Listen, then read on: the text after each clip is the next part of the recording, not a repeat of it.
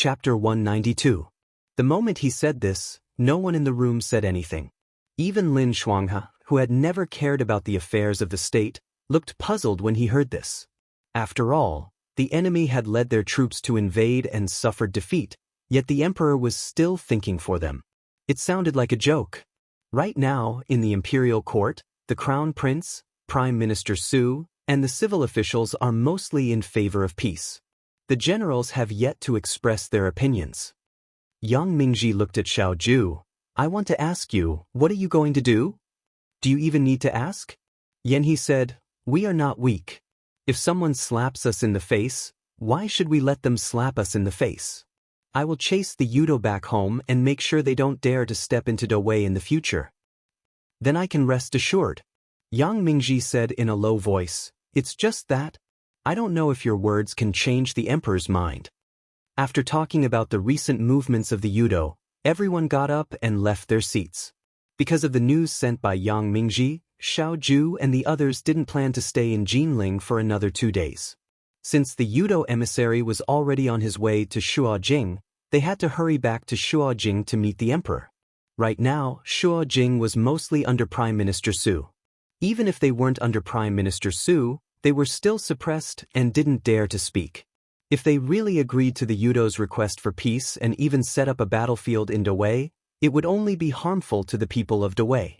After regrouping the troops, everyone had lunch and was about to set off.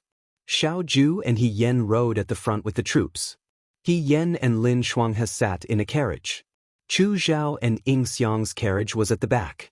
Between the two horses riding side by side, Xiao Ju opened his mouth and said, have you seen He Rufei after the Xianchang mansion? Yan He paused and said, I'm not familiar with him.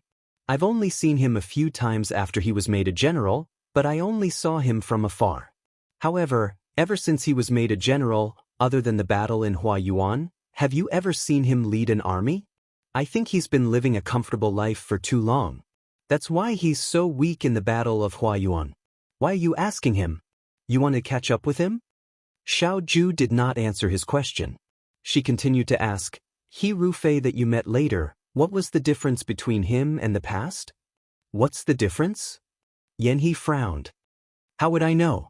I wasn't following him the whole time. However, he had grown a little over the years and was a little taller than before. Before I went to Ling County, I heard that the He family had the intention to marry a wife for him. Xiao Huijing. He glanced at his companion beside him. If He Rufei marries a wife before you, you won't lose to He Rufei, right? Xiao Ju couldn't be bothered to pay attention to him and rode off. He Yen, who was in the horse carriage, did not know that Xiao Ju and Yan He had such a conversation. The closer she got to Shuajing, the heavier her worries became. Lin Shuanghe also noticed it. He sat opposite her and asked, Younger sister He, what's wrong with you? When I saw you in the rundu, I felt that something was wrong. It was as if you had something on your mind. You didn't even talk much these days. What kind of trouble did you encounter? If you have any difficulties, just tell me. I'll help you think of a solution. He Yen smiled bitterly. She was only thinking about how to expose He Rufei when she returned to Shuajing. Now that she had become Mu and Lang, her identity was closer to the He family and Su family than her previous identity as the military officer's daughter. However, the official position of Mu and Lang had many restrictions. He Rufei's trusted aides who could prove the truth were all killed by He Rufei. It was difficult to get a witness, so she could only start from another place. The Su family was the one who kept this secret. If she could start from the Su family would pull the He family out to protect themselves. They would panic. An alliance formed for benefits would not be stable. He Yen was deep in thought when Lin Shuanghe suddenly stretched out his hand in front of her. Younger sister He? He Yen looked at him and said, I'm thinking about what I should do when I return to the capital. She counted with her fingers. Brother Lin, you know that I escaped from Shuajing and got involved in a lawsuit. Everyone in the neighborhood knows that I'm a woman. Now is not the time to swagger back. I'm afraid that I can only see my father and brother secretly. She thought for a moment. When His Majesty conferred the title, I left some money. It's enough to rent a small house, but it's inconvenient for me to show my face. If Brother Lin has a lot of connections, can you help me arrange it? I'll naturally give you the money without missing a single cent. Lin Shuanghe heard her words and slapped his thigh. I thought it was some trouble. It's a small matter. Leave it to me. He lifted the curtain of the carriage and shouted, Huaijin, Huaijin. Xiao Ju paused and slowed down his pace. He rode his horse back to the front of the carriage and asked, What's the matter? Lin Shuanghe smiled at him. I just promised Brother He that when I return to Shuojing, I'll rent a house for him in the city. But you also know that renting a house is not something that can be done overnight.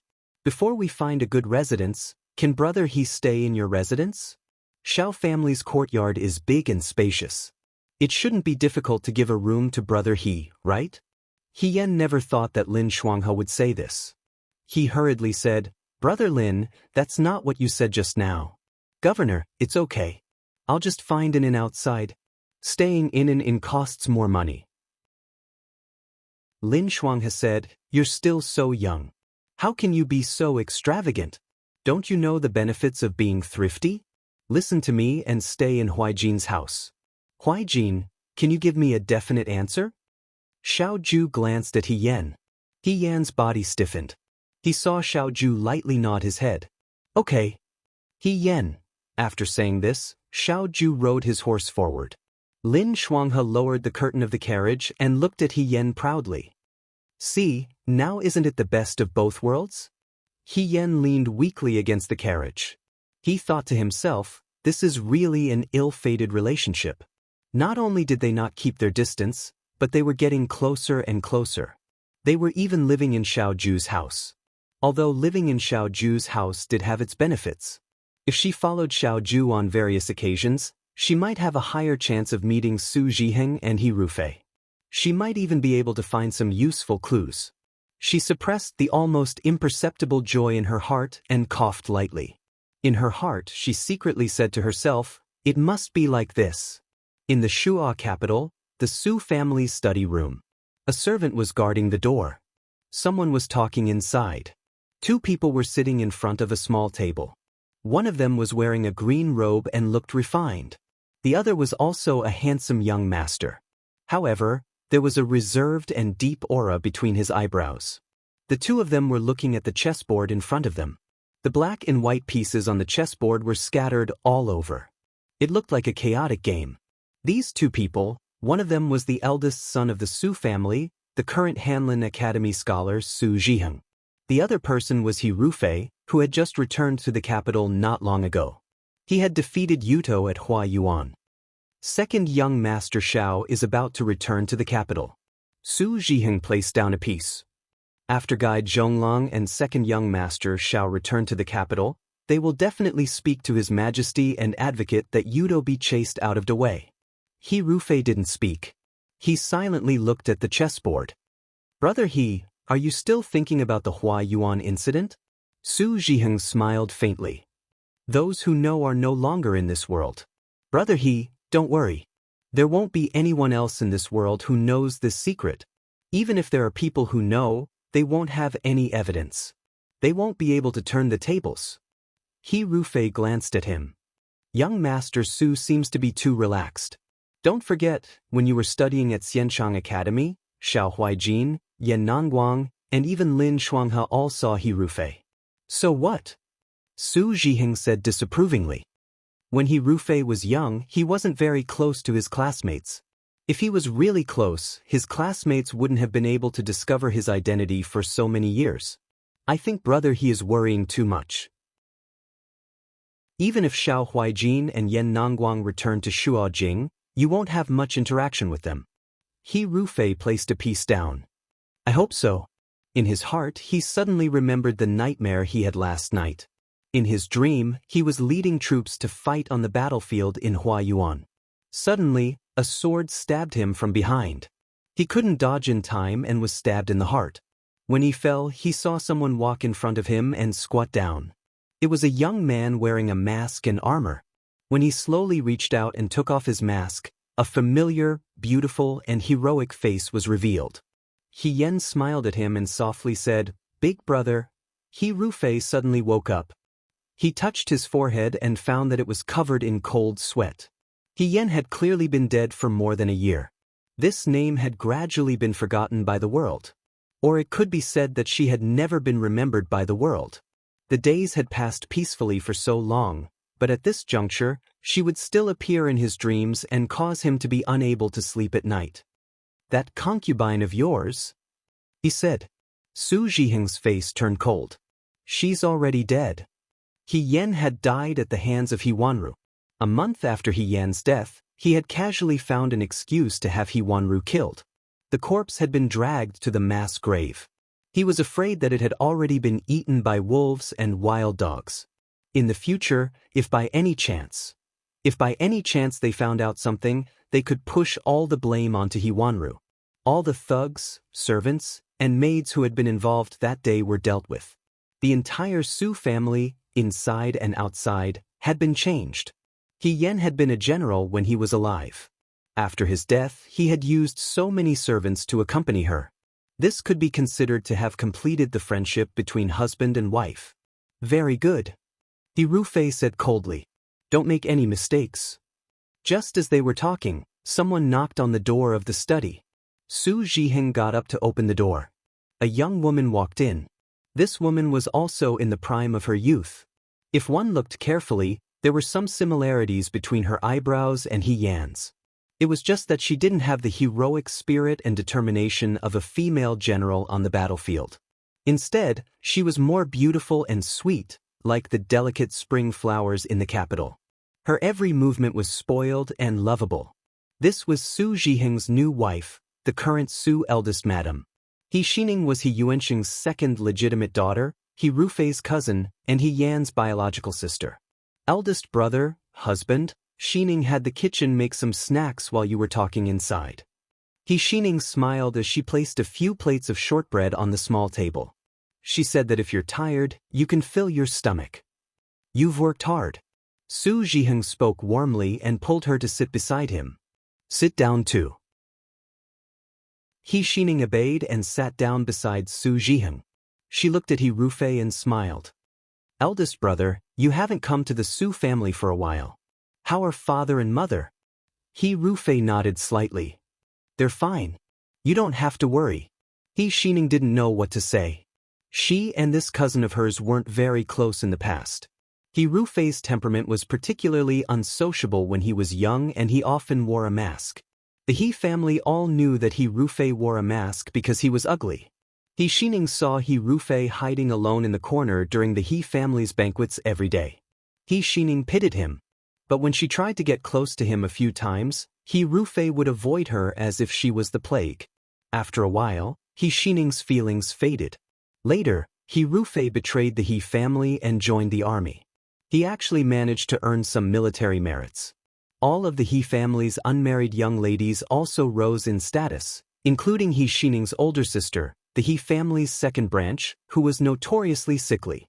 When He Yen returned to the He family, He Xining was already very old. At that time, because of He Rufei, the He family arranged a good marriage for He Yen. The Su family's eldest son, Su Zhiheng, was already a Hanlin scholar at a young age. He was also handsome and refined. He Xining had once been jealous of this older sister of his. She was clearly in poor health and hadn't returned to the capital for many years. Even the noble ladies in the capital didn't know of her existence. But as soon as she came back, she was able to become the Su family's young mistress. What kind of blessing was this? But this bit of jealousy disappeared after He Yen died. He Xining felt sad for He Yen. Even though she didn't have any feelings for this older sister of hers, blood was still thicker than water. She had just found a good marriage and was about to enjoy life, but her life was so short. What was strange was that after He Yen died, the He family and Su family held a large funeral for her. The entire Shu'a capital knew that the He family valued this second branch's daughter, but only He Xining knew that in the He family, other than her own mother, everyone, including her own father, didn't seem as sad as others thought. After the funeral, other than occasionally wiping away a few drops of tears when He Yen was mentioned in public, normally, no one in the residence would even mention He Yen. It was as if the He family's second branch's daughter had never existed.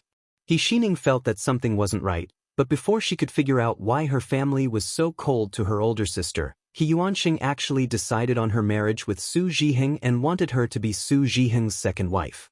Even though Su Zhiheng was a widower, he was still a good candidate for a husband in the hearts of others in the Shuo capital. Especially after He Yan died, the affection he showed made many young ladies admire him. Even though He Xining knew that Su Zhiheng was outstanding, she was extremely unwilling to marry into the Su family. Older sisters serving the same husband wasn't a new thing in the Shuo capital. But most of the time, the D daughter would be the main wife and the Shu daughter would be the concubine, taking care of each other.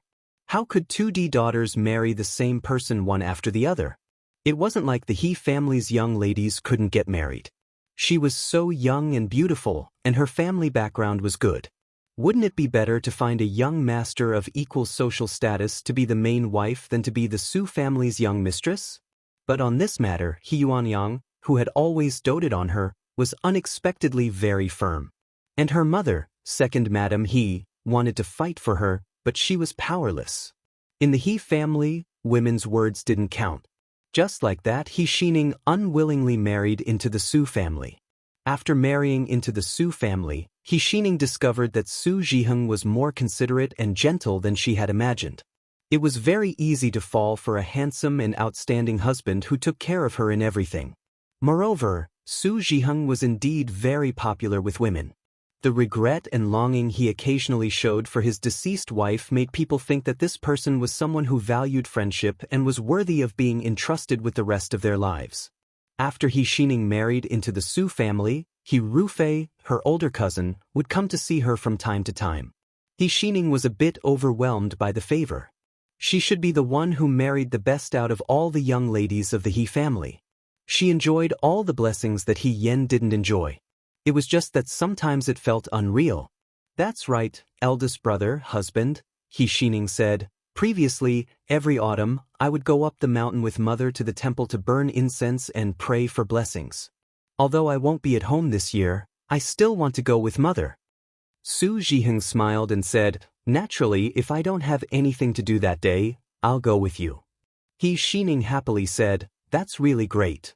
After sitting for a while, she got up and left the room, leaving Su Zhiheng and He Rufei to talk inside. After leaving the room, her personal maid, Xiao Lu, asked, young mistress, are we going back to the courtyard? He Xining shook her head, let's go. In the courtyard, the summer pond was lush and green, and the pond water was as calm as a mirror. The He family's pond was always planted with many lotus flowers. At this time of the year, a faint fragrance wafted through the air. However, the Su family's pond didn't even have a rockery, let alone lotus flowers. Su Zhiheng was an elegant person. Only this pond was like a pool of stagnant water. After looking at it for a long time, it felt like a bottomless abyss that could pull people down at any time. Her older sister, He Yan, had lost her footing and drowned here. Perhaps it was because of this, or perhaps it was because of their blood relationship, but every time she walked here, she always felt that the wind was particularly cold, and the water was especially cold. It made her heart feel uncomfortable. He Xining looked away. The dowry maid, Xiao Lu, asked her, young mistress, when you were in the room earlier, why didn't you stay a little longer? The longer you stayed, the better the Su family would treat you. He Xining also understood that the Su family's master and madam were so lenient to her, their daughter-in-law, most likely because of He Rufei. The closer she was to this General Fei Hong brother and sister, the more the Su family didn't dare to treat her poorly. He Xining shook her head and laughed self-deprecatingly, big brother originally didn't come to see me. It didn't matter how long I stayed in there. If there was someone who knew He Yan here, they would discover that on this soft and sweet face, there was a clear and bright look in her eyes. It was very similar to the previous young mistress Su. She was just deceiving herself. In less than a month, they traveled from Jinling to Shuojing. Along the way, they rested well and hurried along the way. Finally, they arrived in front of the city gates before the beginning of autumn. In front of Shuojing's gates, the guards who had received the news had already opened the gates. The soldiers and horses entered the city, and the common people along the street all pointed at the troops and whispered. He Yen and Lin Shuanghe hid in the carriage and didn't accept these comments. Lin Shuanghe's heart itched unbearably. He said to He Yen, "If I knew it would be so impressive, I would have asked Huaijin to give me a horse. If I sat on the horse, the girls would be able to see my face more clearly." "Even if you don't sit on the horse, Brother Lin, the girls in Shuajing will be able to see your face very clearly." He Yen comforted him. "That's true." Lin Shuanghe heard her say this and thought about it carefully. He didn't feel conflicted anymore. He Yen himself didn't think too much about the matter of being in the limelight. That year, when she returned to the capital with the victorious Fuyue army, it was also as lively as today. However, at that time, she was wearing a mask and was extremely uncomfortable. She was afraid that people would find out. The next day after returning to the He family, the real He Rufei accepted all the glory and burdens in her place.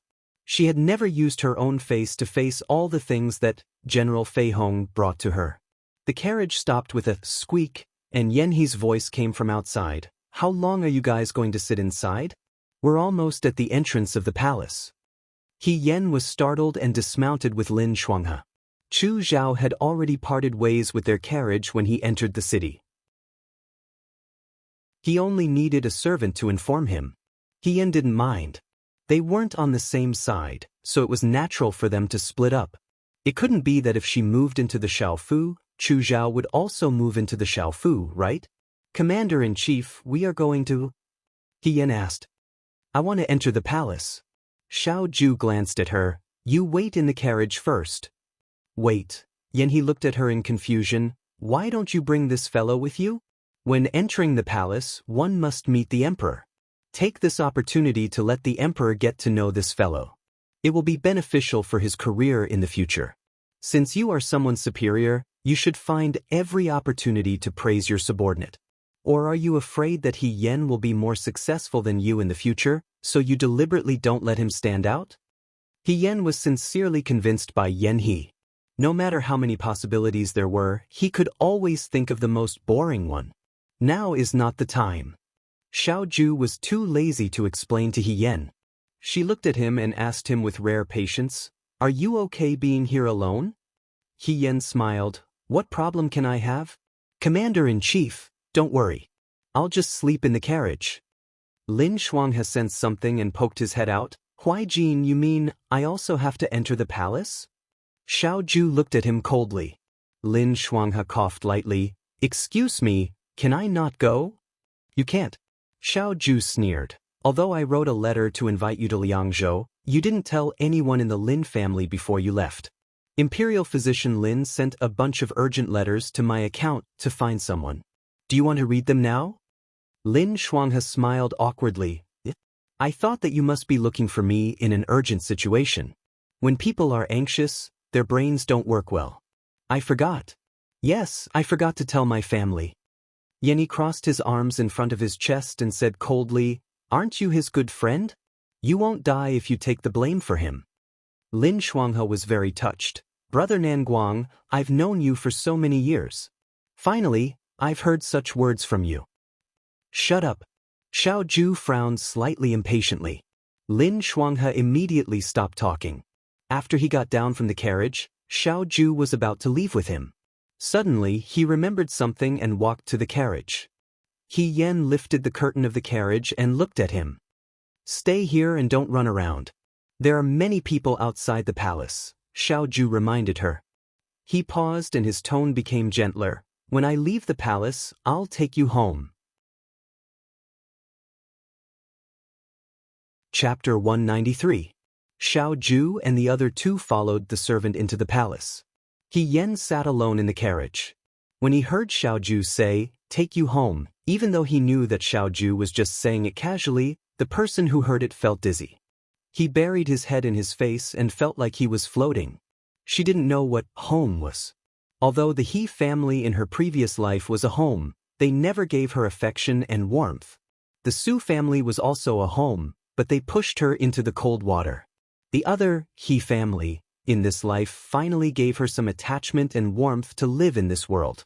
However, before the matter was settled, she couldn't rashly meet with them. Thinking of this, He Yan's joy gradually calmed down. She had to find a way to go back and see Yunxing and He Sui. She had been gone for more than a year. He Sui and He Yunxing must be very worried. Back when she was in the Liangzhou Guards, He Yan had secretly given Fei Nu money and begged Fei Nu to find a way to send a message to He Sui to tell her that she was safe. When he went to Jiang and the war in Yuchuo started, he forgot about this matter. It had been a while since he sent a letter to He Sui and the others. He Sui and the others must be worried sick. She had to find a way to go to the Su family. It was a little difficult to start with He Rufei. She had to start with the Su family. He Yan was killed. From beginning to end, Su Zhiheng and He Rufei didn't directly show their faces. She died at He Wanru's hands. With Su Zhiheng's temperament, he would definitely kill He Wanru to silence her. Perhaps everyone present on that day couldn't escape the word death. But was there no smart person in the Su family? Just like Chai Anshi in the Battle of Mingshui, there might be a fish that escaped the net in the Su family's courtyard. That was her chance. She had to first prove that there was something wrong with Su Zhiheng's death. Only then could she peel back the layers of silk and reveal the He family's biggest sinister secret. He Yan carefully thought about his future plans after returning to Shuojing. Unknowingly, the sky gradually darkened. When the lanterns in front of the palace gate lit up, a familiar figure walked out. Only Xiaoju and He Yan came out. Lin Shuanghe was nowhere to be seen.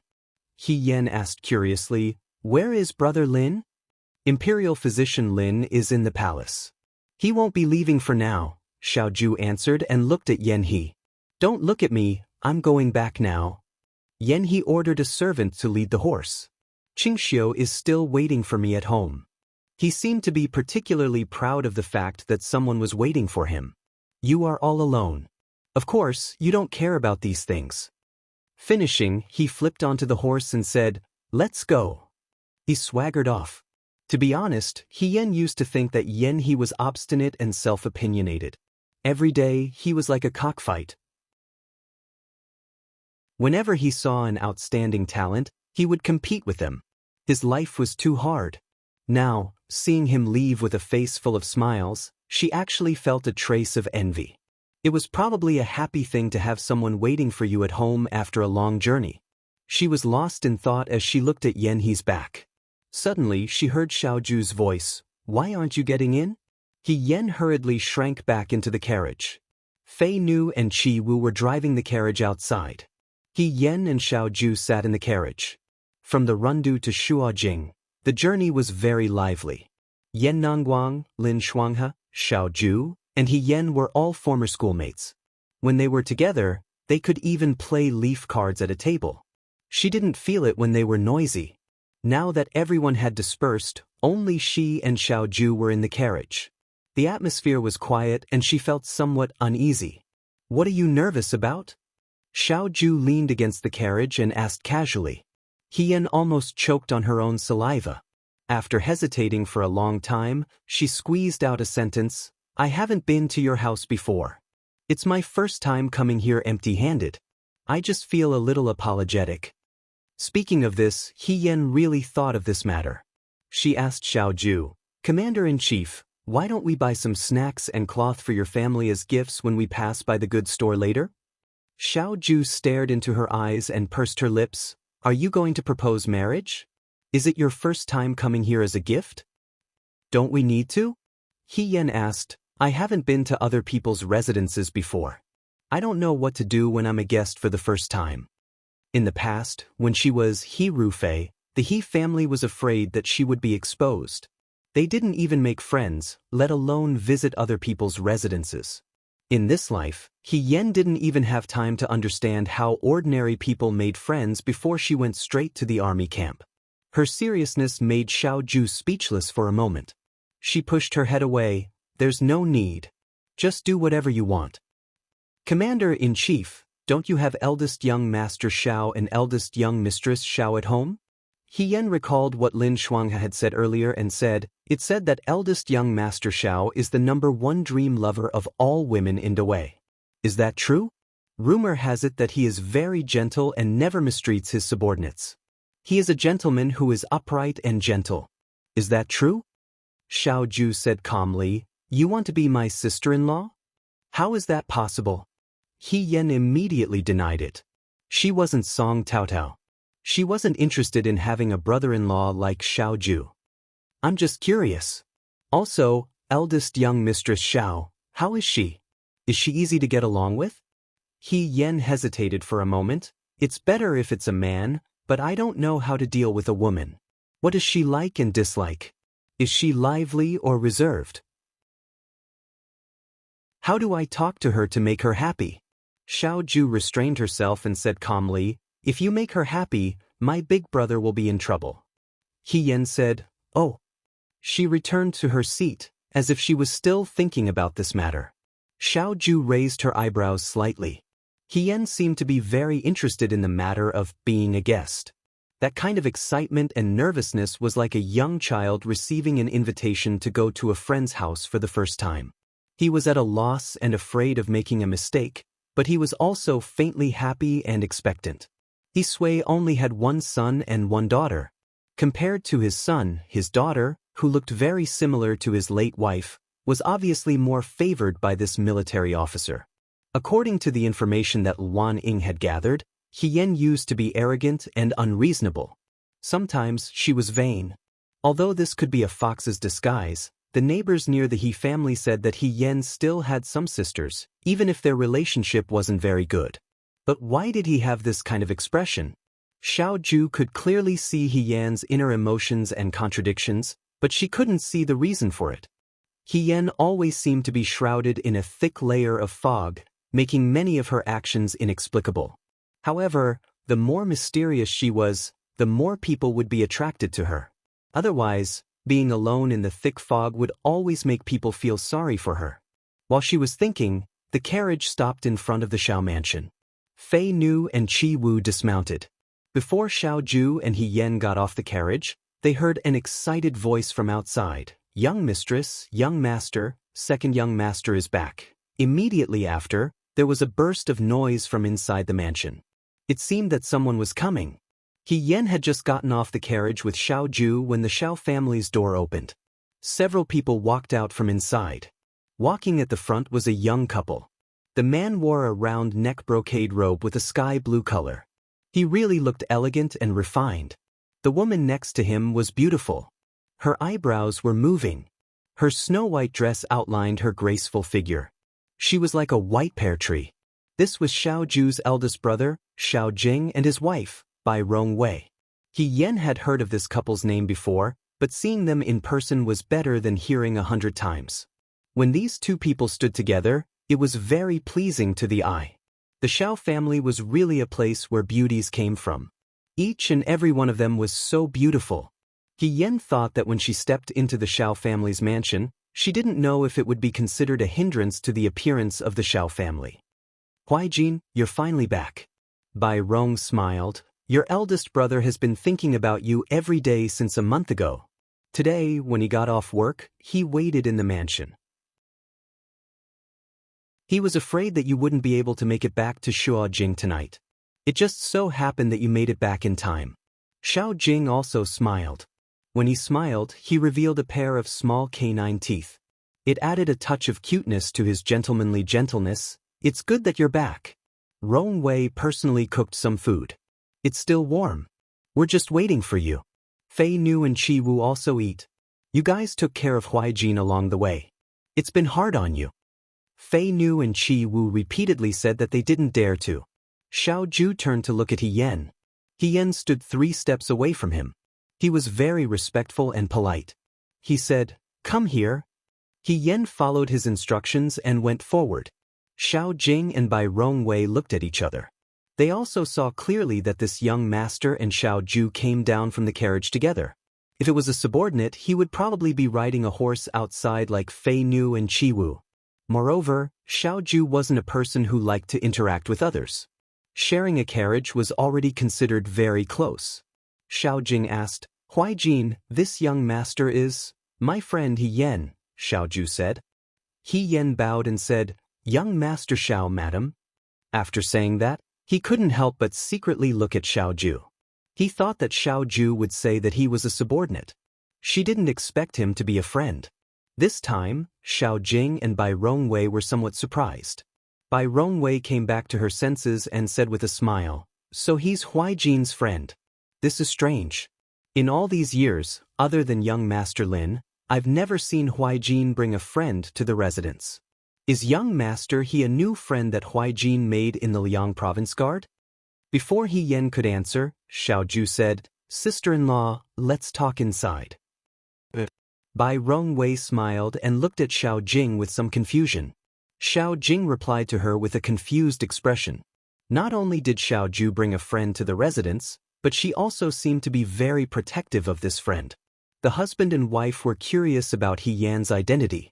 Could he be a relative of the imperial family? Why did she care so much about him? But was there such a person in the capital? Moreover, Xiao Ju didn't have a good temper towards the imperial family. They didn't understand. The group arrived at the Xiao family's hall. He Yen and Xiao Ju went to wash their hands first. The hall was brightly lit and the room was filled with the aroma of food. On the long table, there were all kinds of dishes. He Yen and Xiao Ju sat down at the table. Fei Nu and Qi Wu were also called by Rongwei to bring 2 stools to the side. He Yan's heart skipped a beat. Just like the rumors said, young Master Xiao treated his servants very well. If this was the original He family, he would have been reprimanded by Madame He for not following the rules. The dishes were all home-cooked dishes. They weren't extravagant, but they were exquisite and delicious. He Yen was inexplicably nervous. He picked up his chopsticks and ate in small bites, following Xiao Ju's movements. Xiao family didn't have the rule of, "Don't talk while eating." Even Xiao Jing, who looked gentle and proper, became a chatterbox at the dinner table. He kept asking Xiao Ju how she had been this year. "You didn't tell us about what happened in Jiang." Bai Rong smiled and said, "Later, when the news reached the capital, we found out that the situation was critical. I know you were afraid that Ruby would be worried, but in the future, don't take responsibility for this kind of thing. After Ruby found out about this, if I didn't stop him, I'm afraid he would have gone to Liangzhou to find you." Xiao Jing coughed softly. "I'm also concerned about Huaijin, but—" His gaze fell on He Yen. "I heard that when you were in Jiang, one of your subordinates made contributions with you and even received a reward from His Majesty. Could it be this young master?" "That's me," He Yen replied shyly. "It's all thanks to the governor's praise. In fact, I didn't do anything." Xiao Ju said calmly, "The one who praised you was Chu Xilin, not me." He Yen, at this time, there was no need to be so clear. Xiao Jing seemed to have noticed something and shook his head with a smile. "Young Master Huaijin doesn't know how to speak. Don't be angry. However, this is the first time he has brought a friend to your residence as a guest. It can be seen that he really wants to be on good terms with you." He Yen stammered and was about to speak. "She's not here as a guest," Xiao Ju interrupted him. "She's going to stay here for a while." Xiao Jing and Bai Rongwei paused. "I won't hide it from the 2 of you. This one has already asked people to look for a suitable residence in Shuo City. However, I'm afraid it will be difficult to find one in a short period of time. The governor is kind and is willing to let me stay here for a few days. Once the residence is settled, I will immediately move out." He Yen was slightly embarrassed. "I'll have to trouble young master and madam for the next few days." Bai Rongwei smiled and said warmly, "Young Master you don't have to be so polite. Since you are Huaijin's friend, you are also our friend. It is not easy to find a residence in the city. Young Master please treat this place as your own home. You can stay for as long as you want." He Yen gratefully agreed. He didn't know how the Xiao family found a daughter-in-law. Among the young madams of the large families, Bai Rongwei's personality was the best. It seemed that only someone with such a personality would be a good match for Xiao Jing. He heard that Bai Rongwei was a concubine's daughter. When the news of Xiao Jing's marriage was announced, the entire Shuo city was saying that Bai Rongwei's status was not good enough for Xiao Jing. However, He Yen felt that Xiao Jing had good taste. "Eat," Xiao Ju said and placed a folded milk skin in front of her. He Yen quickly lowered his head and ate. Just by looking at her appearance, one couldn't tell that Xiao Jing was a chatterbox. Throughout the meal, Xiao Jing was the only one talking non-stop. She asked about this and that, even asking about how many blankets Xiaoju used in Liangzhou's winter. If it wasn't for Bai Rongwei pulling him back, he would have talked even longer. Was this the feeling of being a family? He Yen looked at them and felt a trace of envy in his heart. After the meal, Bai Rongwei stood up and said, "We have instructed the servants to clean the rooms in Huaijin every day. Just now, I've already sent someone to boil some hot water. After the servants in Huaijin clean up the rooms, you can rest early tonight. You must have had a long journey, so rest well. If there's anything else, you can talk about it tomorrow after you've had enough sleep." She then looked at He Yen. "There are empty rooms and courtyards in the residence. Just now, when we were halfway through the meal, I had the servants clean them up. There's no one else in the courtyard other than the 2 servants. Young Master He, you can rest assured." When He Yen heard this, he felt that Bai Rongwei was very considerate. He was about to thank her when Xiaoju said, "No need." Everyone looked at him. "There's an empty room in my courtyard. She can stay in my courtyard." Xiaoju said. Cough, cough, cough. Chi Wu, who was walking at the back, coughed. Bai Rongwei and Xiaoju didn't think of anything else. They were just a little surprised. However, Xiaoju quickly smiled and said, "If that's the case, that's fine. If you stay in the same courtyard, it'll be more convenient for you to discuss anything." Chi Wu's face was filled with despair. Since Xiaoju had made the decision, He Yen had no reason to object. After Bai Rongwei and Xiao Jing left, she followed Xiaoju to his courtyard. On the way, she asked quietly, "Commander-in-Chief, why do I have to stay in the same courtyard as you?" They weren't in the Liangzhou Guard, nor were they in Jiang. There were so many rooms. Between men and women, it was better to be careful. Xiaoju glanced at her. "Do you really want your identity to be exposed?" He Yen was stunned. "There are no other servants in my courtyard." He Yen understood and thought that it made sense. If they stayed in another courtyard, it was inevitable that they would be exposed. If they were discovered by the servants of Xiao family, it wouldn't be a good thing. Living in Xiaoju's courtyard was peaceful and quiet. Xiaoju's courtyard was in the middle of the residence. It was spacious and bright.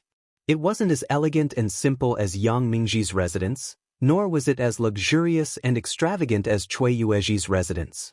It was probably because no one had lived here for a long time that it felt empty and cold. Although it was clean and tidy, when they walked in, they didn't feel hot even though it was summer. Instead, they felt a little cold. After passing through the flower wall, they arrived at the main building. Next to the main building was a pomegranate tree with extremely small fruits hanging from the branches. They swayed back and forth like lanterns the size of half a fist. It was very cute. "This is your courtyard?" He Yen turned to look at him. "Commander-in-Chief, did you live here when you were young?" She stood under the tree and coincidentally had a fruit hanging from her head. It looked like a string of gourds. Xiaoju found it funny and replied, "No, I didn't live in the residence when I was young. I lived here when I was in my teens." He Yen vaguely heard that Xiaoju used to live on the mountain. It was said that Xiao Zhongwu had invited a famous master to teach him martial arts on the mountain. Thinking about it this way, Xiaoju was more pitiful than him. Although she couldn't call her biological parents father and mother, they lived in the same residence and would see each other often. Xiaoju was a child living on the mountain. Xiao Zhongwu couldn't go up the mountain to visit him all the time. He was all alone and pitiful. He Yen wanted to cheer him up. He turned to point at the lowest pomegranate and asked, "Wait a few more days, will you be able to eat this? Have you eaten the pomegranates on this tree before? Is it sweet? You only want to eat?" Xiaoju raised his eyebrows. "It's very sour. You must be lying to me." He Yen disagreed. "If it's very sour, you would have cut this tree down a long time ago. Why did you leave it here for so long?" Xiaoju sneered. "Not everyone plants trees to eat. What's the difference between planting a tree and planting grass if it's not for eating?" He Yen raised his head and looked at the highest pomegranate on the tree. This pomegranate was probably the biggest one on the tree. He Yen reached out to grab it, but the branch was too tall. She jumped and tried to grab it, but she still couldn't reach it. The next moment, Someone stood behind her and reached out to pull the pomegranate branch to a place where she could reach it. He Yan's body stiffened. He subconsciously turned around and almost sprained his ankle. Xiao Ju grabbed his arm and pulled him up. He looked down and asked, "You can't even walk?" He Yan coughed loudly. "I can't stand properly." "You're not plucking it anymore?" Xiao Ju gestured to He Yan to look at the branch in her hand. "No, I'm not plucking it anymore." He Yan explained. "I don't want to pluck it. It's not ripe yet. I'll pluck it when it's ripe. It'll be sweeter." She herself didn't know what nonsense she was spouting. She only felt her entire body tense up when she met that pair of limpid eyes. He Yan immediately turned around and said loudly, "Which room am I staying in? I want to go and wash up first." Xiao Ju pointed to a room. He Yan immediately rushed into the room as if there was a ghost chasing after him. Immediately after, the entire courtyard only heard a bang sound as her door was closed. Xiao Ju. He stood in place and stared at He Yan's room door. Not long after, he looked at the pomegranate tree in front of him and smiled. In the distance, Chi Wu and Fei Nu were huddled at the door of the courtyard. They didn't know whether to enter or not. Fortunately, as long as Xiao Ju returned to the residence, all the servants in the courtyard would be chased out. They wouldn't have to see such an embarrassing scene. Chi Wu said with a trembling voice, "They don't speak." Fei Nu interrupted him. "How can I not speak?" Chi Wu lowered his voice and couldn't hide the anger and grief on his face.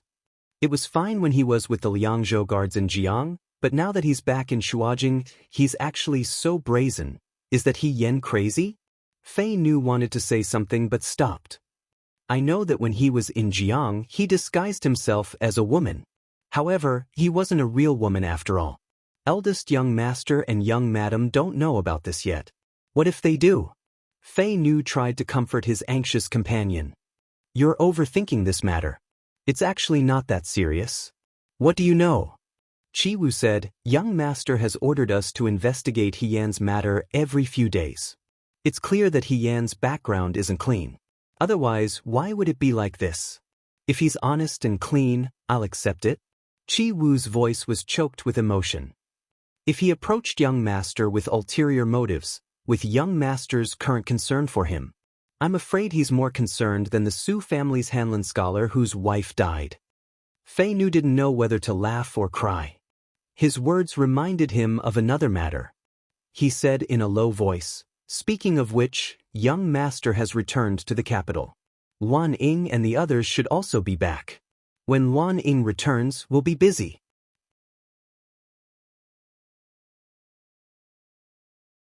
Chapter 194. He Yan slept very late that night at the Xiao family's residence. This was not the Liang province guard, and there was a middle door between the rooms. He Yan was even more nervous now that he knew Xiao Ju was next door. She didn't know if it was just her imagination, but she felt that Xiao Ju was treating her much more gently now. To Xiao Ju, it might be a small matter, but to her, it could easily stir up the deepest and most secret emotions in her heart.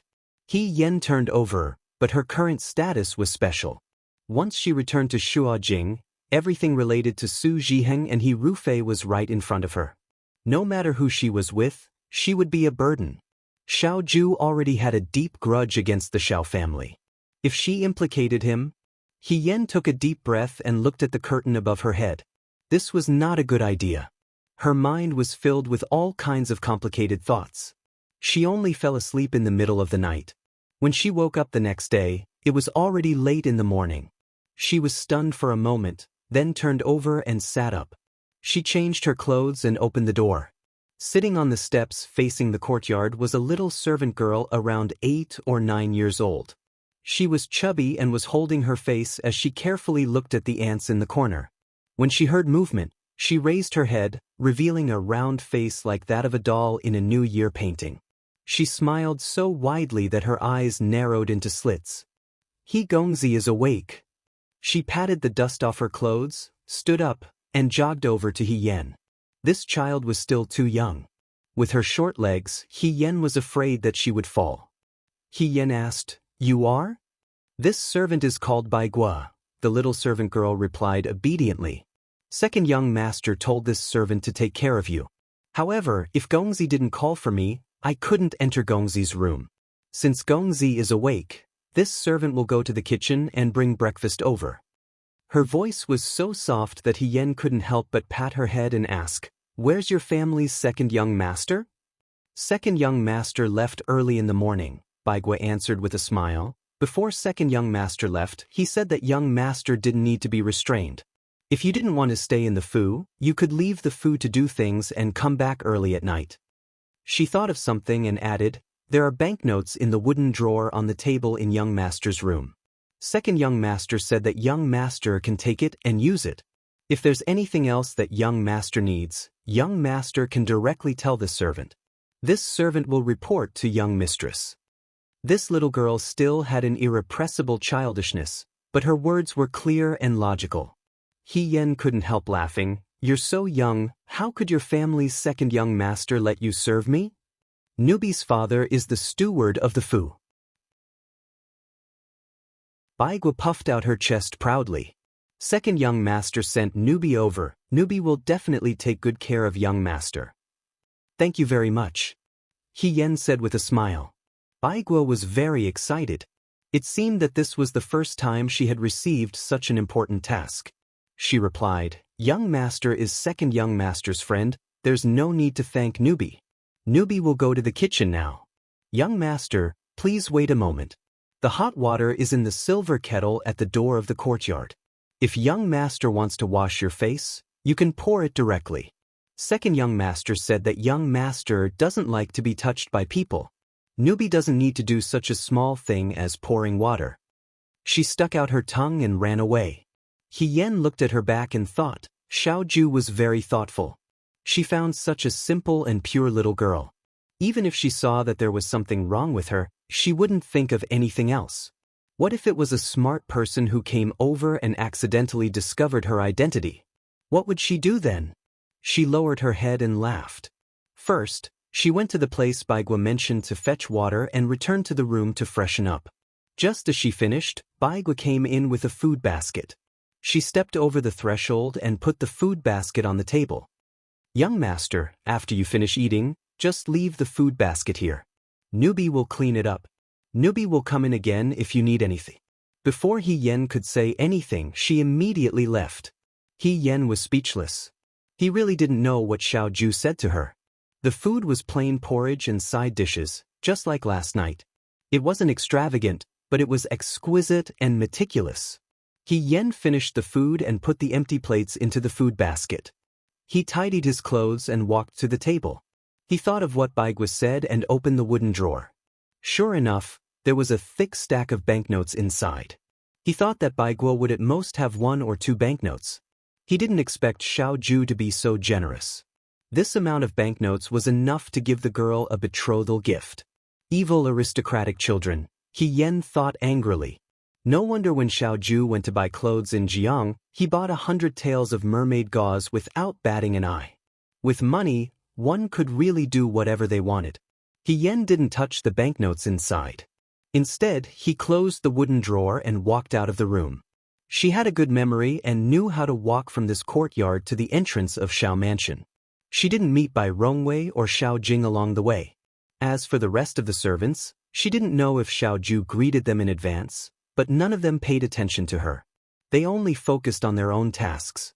It was as if Yan's appearance in the Xiao family was a very natural thing. It was as if she had lived in the Xiao family since a long time ago and was a member of the Xiao family. Yen walked out of Xiao Mansion's main door without much effort. As soon as he walked out, he saw the bright sunlight. Yen narrowed his eyes and walked in a certain direction. Before she left the capital to join the army, she had already won a large sum of money at Litong village. Yunxing went to school. Now, a year and a half had passed. She didn't know if Yunxing was still studying at that school. It wasn't good for her to go directly to the He family. After all, the neighbors had watched Lady He grow up. Even if she dressed as a man, she might be recognized. Yunxing's classmates at school had never seen Yen before. It was probably safer. At this moment, the time was just right. Hien didn't spend much effort and arrived at the entrance of Helu Academy. Helu Academy couldn't be compared to Xian Changguan, but it was still considered a good school for ordinary people. In Dawei, where scholars were more important than martial arts, Yuelu Academy not only taught literature, but also had teachers to teach martial arts. This was something that Hien valued the most. Yunxing was a bit late in learning. He wasn't interested in learning, but his martial arts were quite good.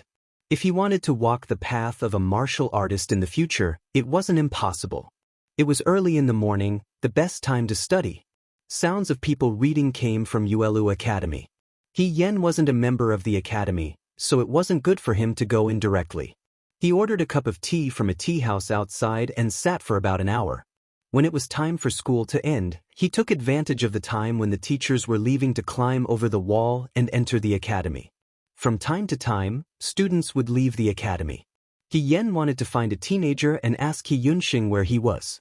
Unknowingly, he had already walked to the window of the school. The laughter of the teenagers came from inside. There was a bit of malicious ridicule. "Brother Yunxing, are you really not coming with us today? Today is Brother Wang's birthday." Another person said, "How could Brother Yunxing look down on us? Look at us playing together. When have we ever seen Brother Yunxing come with us? Brother Yunxing is so good in martial arts. His face is charming. Girls like him. Maybe he can get married in the future and have a meteoric rise. Why would he hang out with us?" There was another wave of laughter. Hien frowned slightly. This kind of ridicule was too hurtful. Yunxing was a proud and impatient person. How could he stand this? They wouldn't fight, right? She was worried. She sneaked a peek inside and saw a teenager in green standing in front of the table. He was tidying up the table with his head lowered. From beginning to end, he didn't say a word. He actually endured this kind of humiliation. He probably felt like he was punching cotton. There was no sound at all. The teenagers messed around for a while and felt bored. They left the school in 2s and 3s. At the same time, Yunxing tidied up the table and got up to leave. Hien followed Yunxing from a distance. Yunxing entered an empty alley. He had only taken a few steps when he suddenly felt a strong wind behind him. He subconsciously turned around and struck back with his palm. That palm didn't hit anyone. Instead, it hit another soft but tough palm. It silently blocked the wind from his palm and easily made him retreat a few steps. "Who is it?" he shouted vigilantly. The next moment, a familiar voice with a smile sounded. "Good boy. It seems that the year of school training wasn't in vain. You've grown a lot stronger." Hearing this voice, Yunxing was stunned. He couldn't believe his ears. The palm in front of him moved away, revealing the person's face. A face that was similar to his would appear in his mind every now and then. It was a beautiful and elegant face that was familiar yet unfamiliar at the same time. His older sister, Hien. Yunxing's voice trembled. Hien slapped his head and rubbed it. "What about you? Call me older sister. Why are you back?" Yunxing seemed to have finally regained his senses. He rubbed his eyes. It was at this moment that Hien saw a little of the boy he used to see. He stepped forward and grabbed Hien's elbows as if to confirm whether he was dreaming or reality. "You're really back? Hien, when did you come back? Do you know that Dad and I have been worried to death this year?" His eyes were red and his voice was choked with sobs. Hien looked at the boy in front of her and couldn't help but sigh. The boy grew quickly. Yunxing was much taller than before after a year and a half. Now she had to look up at him. He was also much thinner than before. He looked tall and straight, as if he was already an adult. Hien pulled him out. "This is not the place to talk. Come with me." In the tea room, exquisite pastries were placed in front of him. Yunxing had no intention of eating them. The person in front of him pushed the plate in front of him. "Don't you like to eat these? More." Yunxing straightened his neck and said, "I don't like sweets." Hien rolled her eyes in her heart. She wondered who was the one who drooled over the pastries Sui gave her when they were chopping firewood in the mountains. She looked at the boy in front of her. The child had grown up and knew how to protect his own self-esteem. It was strange. She had met Cheng Lisu and Song Taotao, who were all younger than her. However, She always had an inexplicable concern for He Yunxing. This concern was well hidden when she was in Liangzhou. Once she saw He Yunxing, she couldn't suppress it. She just wanted to give the best to this child and hoped that he would be well in the future. Perhaps it was because this body was Lady He's. This was the wonder of blood ties. You still haven't told me why you came back. He Yunxing stared at He Yen and hesitated. Also, why do you look like this now? He Yen looked at him with a smile. Isn't this good? He Yunxing didn't say it was bad or good. He just felt that it was strange. He was used to seeing He Yen in dresses. He had also seen her in men's clothes once. However, even then she didn't look as natural as she did now. If He Yen wasn't his sister, He Yunxing would never believe that this person was a woman if he saw her on the street. He Yen was quite beautiful. Even when He Yunxing and He Yunxing had a bad relationship in the past, he couldn't admit this fact.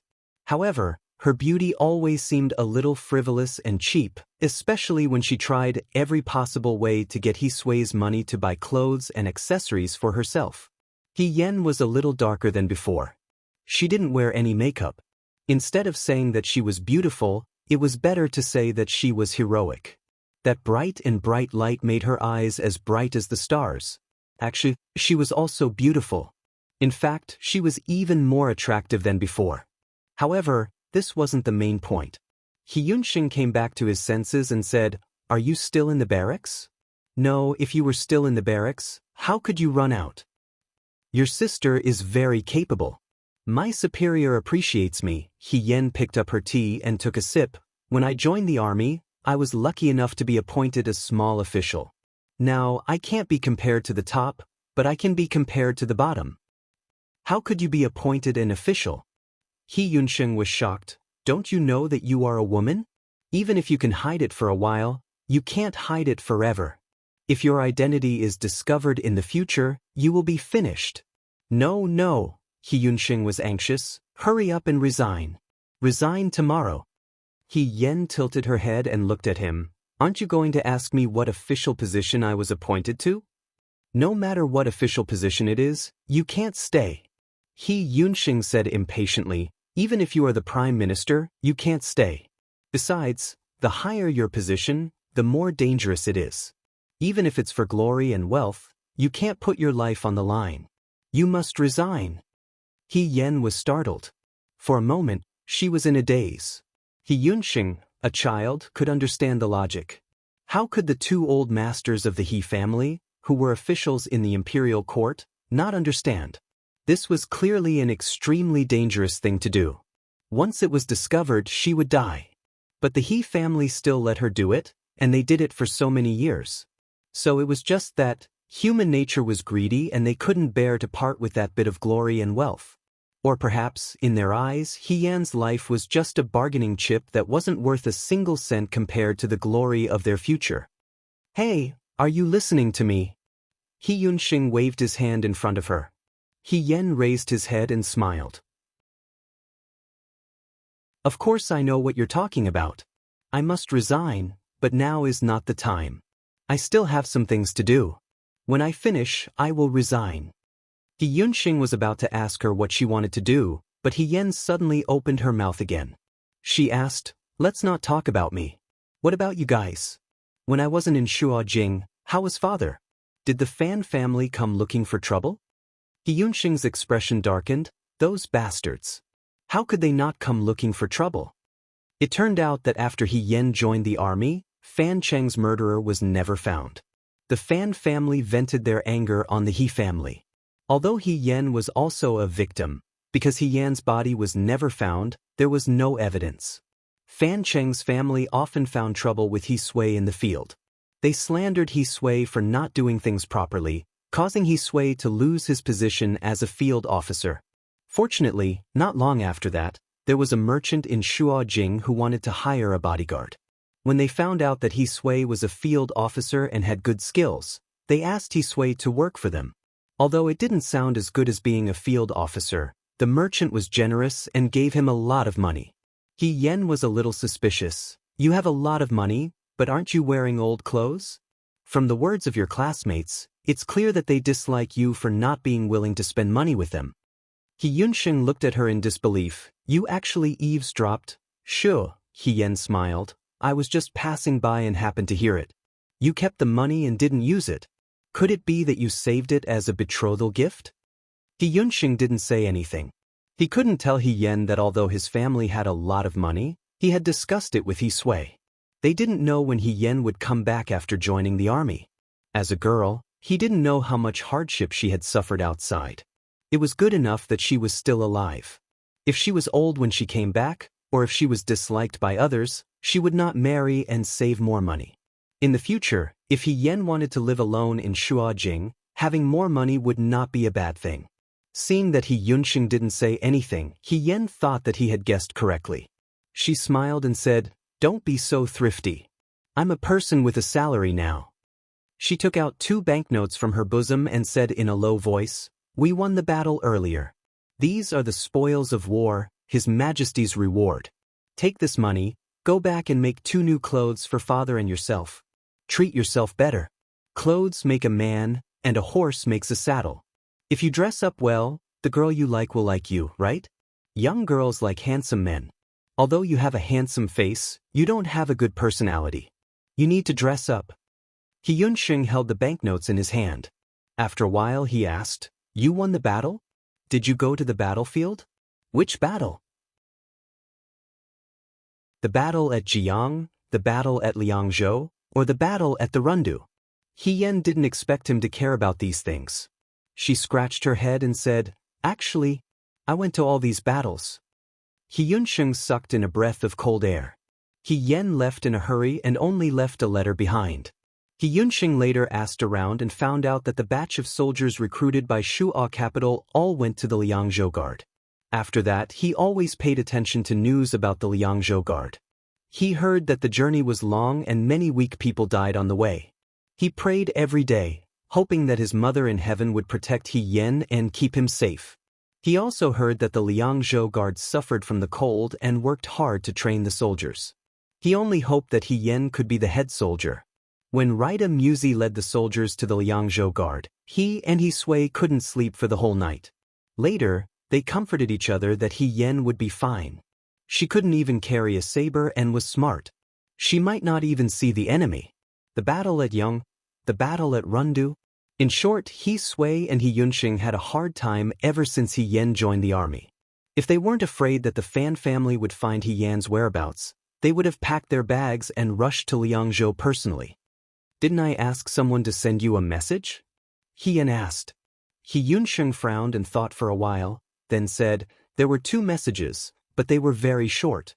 Also, they were written on a note and threw it into the house. I didn't get to meet them, so I don't know about your situation." He Yunsheng was angry and anxious when he said this. "What were you thinking at that time? Why did you want to join the army? You're a girl." No one said that girls can't join the army. He Yen was afraid of his nagging, so she cut him off. "Besides, don't you see that I'm safe and sound now? By the way, father is no longer a lieutenant. Is the Fan family still harassing you?" He Yunsheng shook his head. "A few months ago, the Fan family stopped coming." He said sarcastically, "We can accept their beating and scolding. They probably know that it's meaningless to continue like this. I heard that the Fan family's old master has another son, so they probably don't care about the previous one." He Yen couldn't help but be speechless. The Fan family's old master could still have a son at such an old age. He really didn't know what to say. "Come back with me." He Yunsheng looked at He Yen. "Father will be home tonight. When you come back, he'll be very happy to see you." He Yen shook his head. "I can't go back now." "Why?" "Yunsheng." He Yen looked at him patiently. "My identity is very delicate now. Everyone in the neighborhood has seen my face. If I'm recognized, there will be trouble.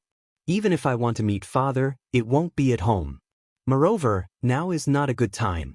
She stuffed the banknotes into He Yunsheng's hands. "I came here today to see you. I'm relieved to see that you're doing well. Go back and tell father that I'm fine. We'll find a place to meet again in a few days." He Yunsheng felt a little wronged. It wasn't easy to see him, but he had to hide as if he couldn't be seen. However, he knew in his heart that He Yan was right. Then what about you? He stuffed the banknotes back into He Yan's hands. Don't you need to use the banknotes yourself? You can take them yourself. Also, where are you staying now? Inns are not safe. I heard that there are many unscrupulous shops. He Yan couldn't be bothered to push the banknotes back and forth. She stuffed the banknotes into his arms and said, I still have a lot of them. It's a thick stack. You can use them whenever you want. You don't have to worry about it. I'm not staying in an inn now. I've asked someone to look for a house to rent. Before that, I'll be staying at a friend's house. Friend? He Yunxing's ears perked up. He looked at her vigilantly and impatiently asked, What friend? Did you meet him at the Liang Province Guards? How old is he? Is he a man or a woman? He Yan was speechless. Why did he look like a father who wanted his daughter to stay the night outside? She thought that if she said Xiao Ju's name, He Yunxing would probably follow her back to the Xiao residence tonight. After all, He Yunxing's words were still fresh in He Yan's mind. If I were a woman, I would only love him. He Yan's mouth twitched. For a moment, she couldn't imagine He Yunxing and Xiao Ju standing together. After a while, she said, Why do you care so much? Anyway, he's a big shot.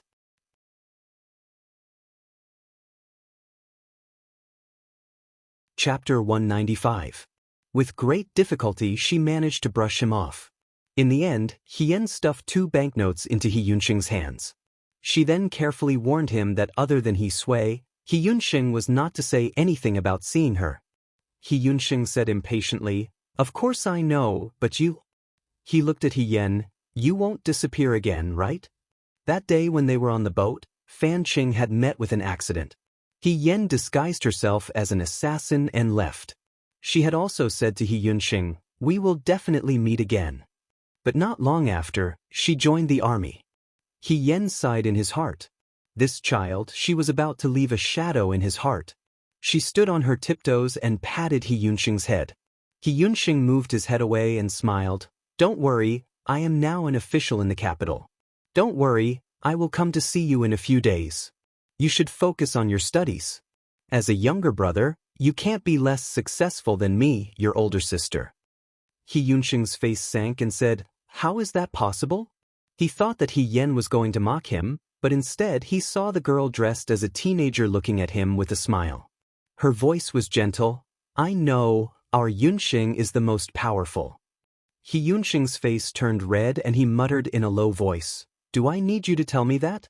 After sending He Yunxing to the alley, He Yan lowered the curtain hat on her head, turned around, and walked out. There was no harm in being vigilant in everything. They parted ways. He Yan walked down the street, thinking about what happened when she saw He Yunxing. After that, Fan Qing was still looking for trouble with He Sui. Although he had stopped for a few days, who knew if he would do the same thing again in the future? Although her official position could put pressure on the Fan family, Lady He would come to the Fan family's door every few days to cry. Everyone in the Fan family recognized her face. She was afraid that it would be inappropriate to rashly expose her identity. He had to think about it from a long-term perspective. But what was gratifying was that He Yunxing had really grown up. He Yan smiled when he thought of this. This young man now had the bearing of a man. When faced with the crowd's taunts and mockery, he didn't immediately hit back like before. He knew how to be patient. It was a heart-wrenching and gratifying growth. While he was thinking, he had unknowingly walked to the door of the Xiao family. It was already afternoon. When the manservant at the door saw He Yan, he greeted him with a smile, Young Master He, and then stepped aside to open the door. He Yan's heart warmed slightly. The people of the Xiao family were very friendly to him. He Yan walked towards the courtyard. She didn't know if Xiao Ju was back yet. If he was, she wanted to talk to him about what happened next. Unexpectedly, as soon as he reached the corridor, he ran into Bai Rongwei, who was giving orders to the servants. He Yan had a good impression of Mrs. Xiao. She was gentle and considerate, and she was good at taking care of others' feelings. Seeing He Yan, Bai Rongwei was stunned for a moment. Then she smiled and said, Young Master He. He Yan nodded at her. Madam. Huai-jin hasn't returned to the Fu yet. Bai Rongwei asked He Yen, young master He, have you eaten? If you haven't, what do you want to eat? I'll ask the kitchen to make some food and send it to your room. There's no need to trouble yourself, He Yen quickly replied. I've already eaten outside. He Yunsheng had eaten some snacks in the tea house. Although it wasn't as exquisite as the food in the restaurant, it wasn't bad. He Yunsheng rarely ate outside. At first, he was a bit hesitant, but later on he ate happily. Bai Rongwei smiled and said, if that's the case, then let's wait until later. She looked at He Yen. Young master, he is the first friend that Huai-jin brought back. It seems that you took good care of Huai-jin when you were in Liangzhou. No, it was the governor who took care of me. He Yen blushed. Huai-jin rarely opens his heart to others. He must have treated you like this because young master, he deserves a sincere friendship. Bai Rongwei sighed. He usually doesn't like to express himself. If he does something wrong, I'll have to trouble young master He to forgive him. This child has a good heart, but he always acts like he's unreasonable. The governor is a very good person. He Yen smiled. Everyone knows that. Bai Rongwei saw that she wasn't being perfunctory and sighed in relief. That's good. He's always been alone. There's no girl by his side who cares about him. At this point, Bai Rongwei seemed to have thought of something. She asked He Yen, oh right, young master He, you're close to Huai-jin. Do you know why he's angry with Miss Shen? Miss Shen? He Yen asked. Shen Muxue? Bai Rongwei nodded. What happened between the two of them? When you returned to the capital this time, Miss Shen didn't come with you. I heard that it was because Huai-jin was rushing to the Rundu. He didn't want Miss Shen to be tired from the long journey. However, Miss Shen already returned to the capital a few days ago, but the two of them didn't meet. If it was any other time, Miss Shen would have come to the Fu. Seeing that He Yen was lost in thought, Bai Rongwei explained, young master, he probably already knows about the relationship between the Shen family and our Fu. When father was in trouble, only Uncle Shen was willing to speak up for the Xiao family. Miss Shen liked Huai-jin when she was young. A friend in need is a friend indeed. Even though Huai-jin treated Miss Shen coldly in the past, he still took care of her because of Uncle Shen. Later, Miss Shen secretly went behind Uncle Shen's back to where Huai-jin was leading the troops. At that time, the war was chaotic and it wasn't safe to send her back. Thus, Miss Shen stayed on the battlefield and learned medicine. She has been helping Huai-jin since then. Uncle Shen couldn't do anything about his daughter. He could only ask Huai-jin to help take care of her. Huai-jin accepted Uncle Shen's kindness and protected Miss Shen's safety on the battlefield. He Yen already knew that Shen Muxue went to the battlefield for Xiaoju, but he didn't know the details. Now that he heard Bai Rongwei's explanation, he couldn't help but feel bitter. Shen Muxue's actions were very brave and affectionate. Just like what Liang Ping and the others said that day at the martial arts practice field, as long as one was a man, they would be moved and feel pity for her. She heard her own voice ask softly, hiding all her emotions, does Furen want the two of them to be together? How could that be? Bai Rongwei was slightly stunned, then laughed. Ruby and I had this idea before, but then we saw that Huai-jin really didn't have any feelings for Miss Shen, so we gave up. Young master He, you're close to Huai-jin. You should know that with Huai-jin's personality, no one can force him to do anything, let alone marry. Since he didn't have any feelings for her, we naturally couldn't force him. Otherwise, not only would we hurt Huai-jin, but we would also hurt Miss Shen. He Yen heard this and was somewhat suspicious. He only asked Bai Rongwei, I don't quite understand what Furen means. Even if they can't be husband and wife, they're still friends. Miss Shen didn't want to visit, so it's obvious that they had a conflict over something. But Huai-jin isn't a petty person, and Miss Shen isn't an unreasonable girl. After thinking about it, there's only one possibility. She looked at He Yen, her eyes sparkling. There was a trace of expectation in her usually gentle expression. He Yen looked at her, puzzled. Does Huai-jin have a girl he likes? He Yen, huh? Bai Rongwei continued, if Huai-jin has a girl he likes, then everything makes sense. Only this would truly hurt Miss Shen's heart, and she wouldn't even be willing to visit. Young master He, have you seen anyone in Huai-jin's heart? He Yen. I don't think so. How can that be? Bai Rongwei was slightly disappointed, but she quickly continued to ask, then is there any girl in the Liangzhou Guard who's close to Huaijin? Other than Miss Shun, there aren't any other girls in the Liangzhou Guard. He Yen abruptly stopped speaking. Actually, there was a girl in the Liangzhou Guard who was close to Xiaoju. Wasn't that her? But Xiaoju liked him, and she even had a conflict with Shenmuxue because of him? It sounded unimaginable. Bai Rongwei sighed. If that's the case, then it's really worrying. Seeing He Yen looking at her, Bai Rongwei smiled bitterly. Huaijin should have gotten married a long time ago at his age. But he doesn't even have a girl he likes, let alone a wife. Ruby and I are both worried. Even if his classmates in the Xianchang Pavilion aren't married, they're all engaged. Although young Master Lin isn't engaged either, he has dealings with girls, so it shouldn't be difficult for him to get married. He Yen couldn't help but speak up for Xiaoju. If the commander-in-chief wants to get married, it shouldn't be difficult. Bai Rongwei glanced at him and smiled. It really isn't difficult. Everyone else wants to marry a girl, and the matchmaker comes knocking on their door. Our family wants to get married, and the matchmaker fills the courtyard with gifts. But what's the use?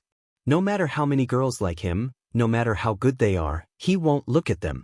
If it weren't for the banquets we hold every time we return to the capital, I'm afraid he would have left in a huff.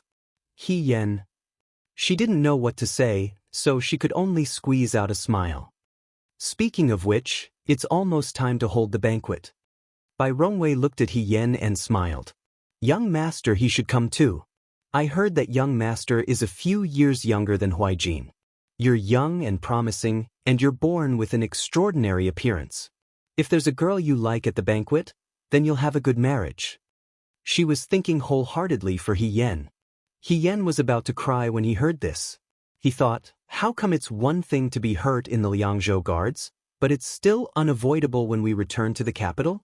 What is her heart that has been tempered thousands of times not afraid of being burned? He Yen forced a smile and said, we'll talk about it when the time comes. I'm also a bit busy these days. Bai Rongwei nodded. Young master, he should be busy with his own matters. You don't have to take it to heart. I'm just saying it casually. He Yen was afraid that if he continued to talk with Bai Rongwei, she would say something heart-wrenching. He hurriedly found an excuse to return to the courtyard. He hurriedly bowed to her and returned to his own room. When he returned to his room, he closed the door. He Yen sat in front of the table and looked at the flowers and grass in the courtyard outside the window. He punched the table and pretended to be angry. Outrageous! If someone came to let her see Xiaoju and other girls, she would simply tell the world that she was a homosexual and had improper thoughts about Xiaoju. Let's see if they would still let her do such a good thing. At the same time, in a restaurant somewhere in the capital, someone was sitting in a private room. Fei Nu and Qi Wu stood at the door.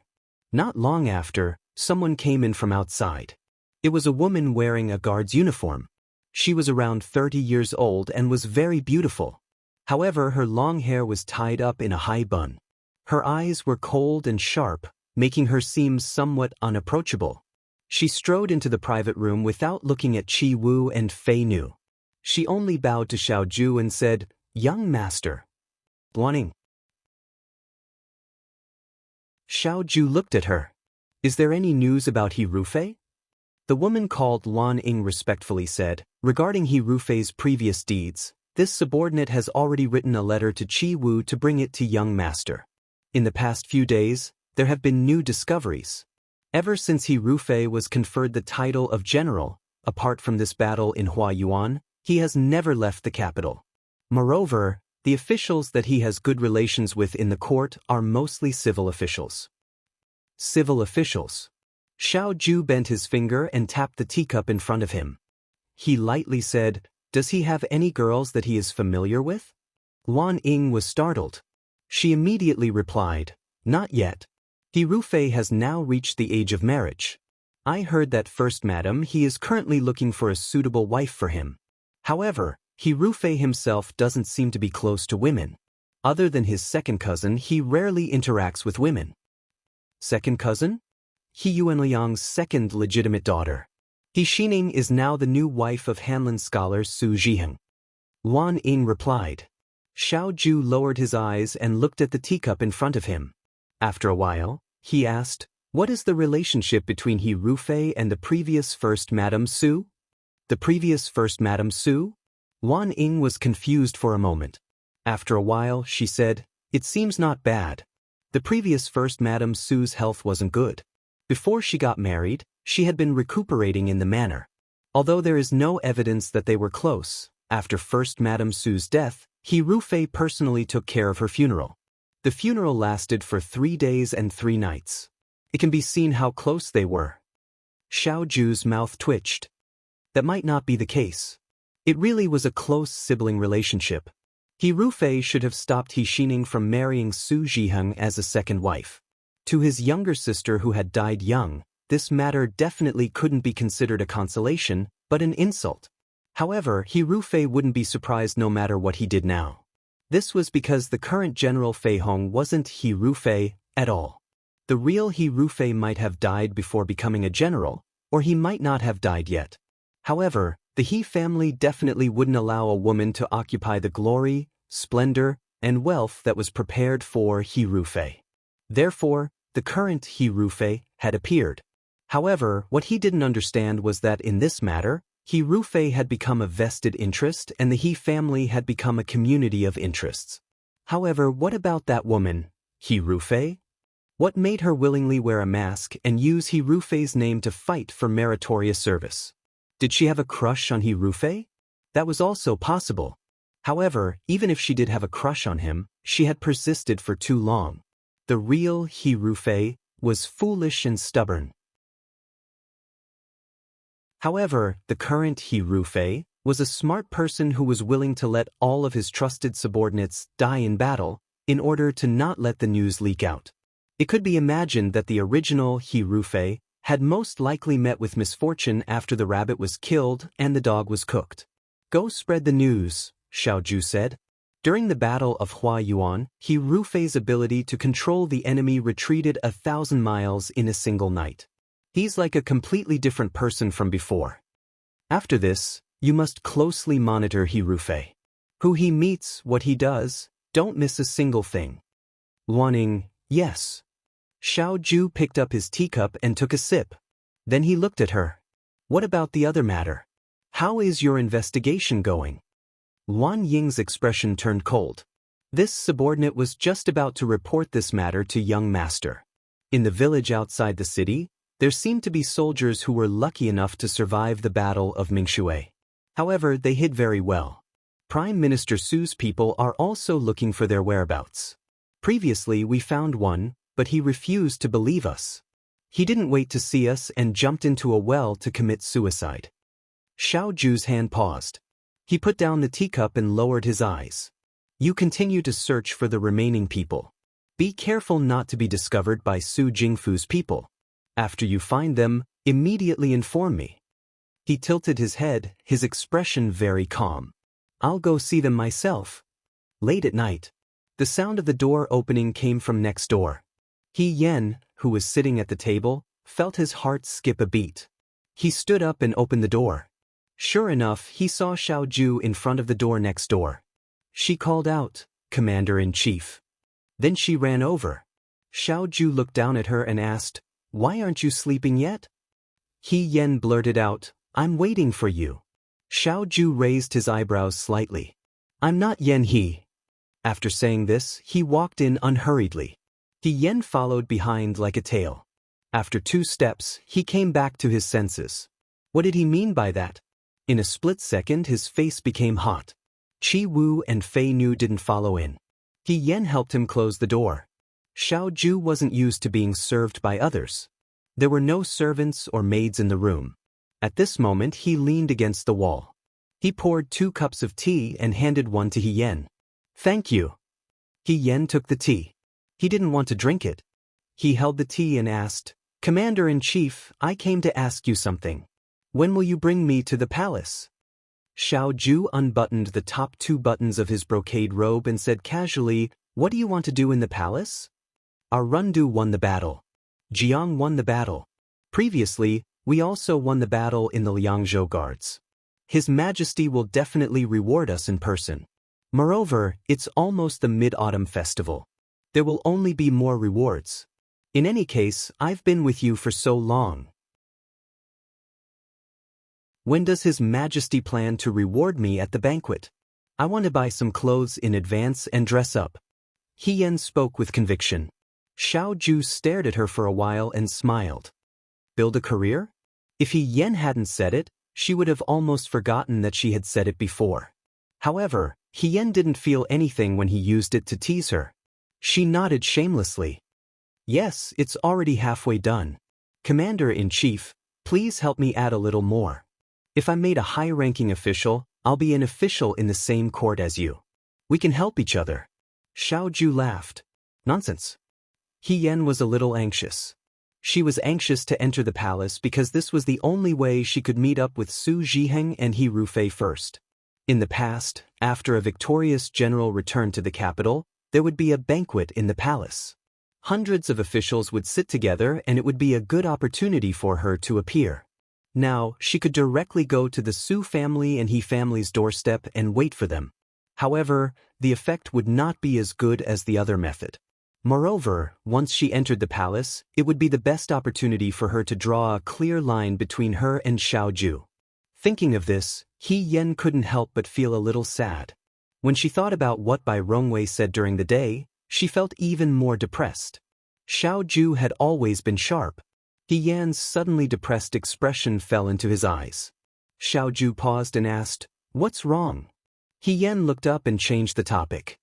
Commander-in-Chief, did you and Miss Shin have a fight? Xiao Ju was stunned and looked away.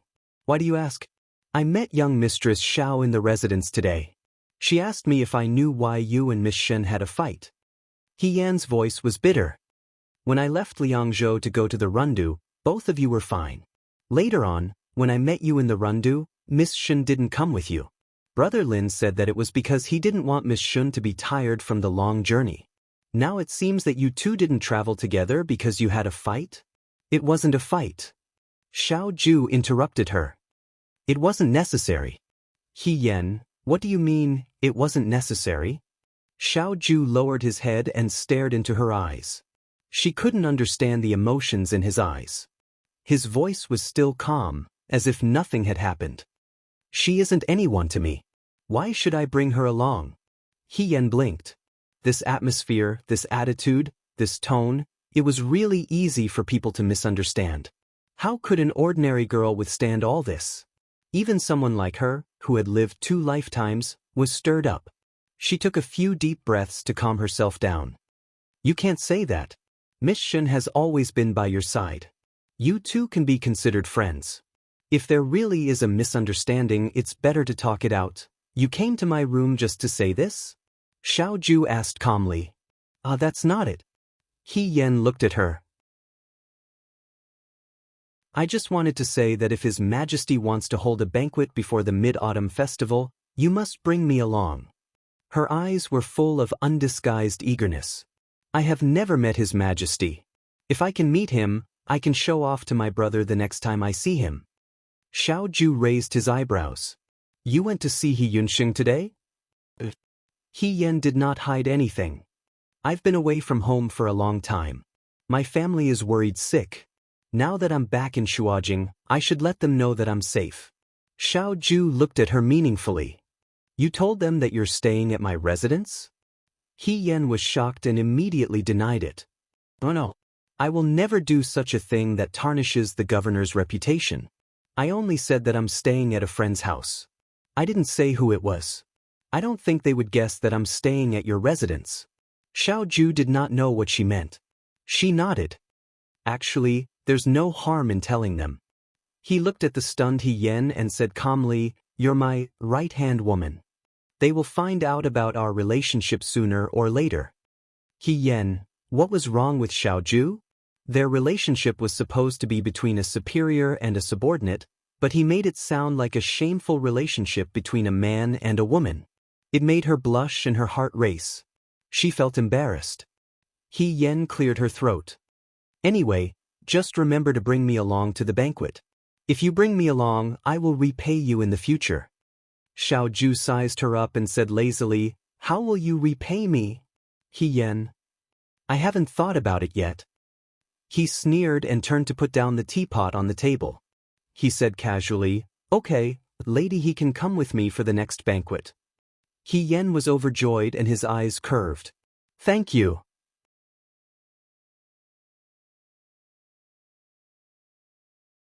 Chapter 196. After receiving Xiao Ju's verbal promise that she would bring He Yen to the palace banquet, He Yen slept exceptionally soundly that night. When she woke up the next morning, as usual, Xiao Ju was not there. There was only Baigua sitting in the courtyard, waiting for her to wake up and have breakfast, just like yesterday. He Yen was used to waking up early in her previous life. Now that she had slept until late in the morning, she felt embarrassed to let a little girl wait for her. She asked Baigua, Baigua, did your second young master say where he went? Baigua shook her head. Is young master he looking for second young master for something urgent? He Yen smiled. I'm just asking casually. However, she felt a little strange. After returning to the capital, Xiao Ju seemed to be very busy. What exactly was she busy with? However, she did not think too much about it. She had other things to do today. He Yen greeted Baigua, changed her clothes and went out. She did not call for a carriage. Instead, she wore a curtain hat and walked on the streets by herself. She could walk past the Su residence with her eyes closed. Not long after, she stopped in front of the vermilion door. He Yen stood at the door and looked at the residence in front of her. Looking in from the outside, the residence looked even narrower. It was so narrow that it seemed like it could not contain one's ambition. It was so narrow that it was like a coffin, burying her in it. He Yen thought that after so much time had passed, she had already calmed down. However, when she really stood here, she found it difficult to calm down.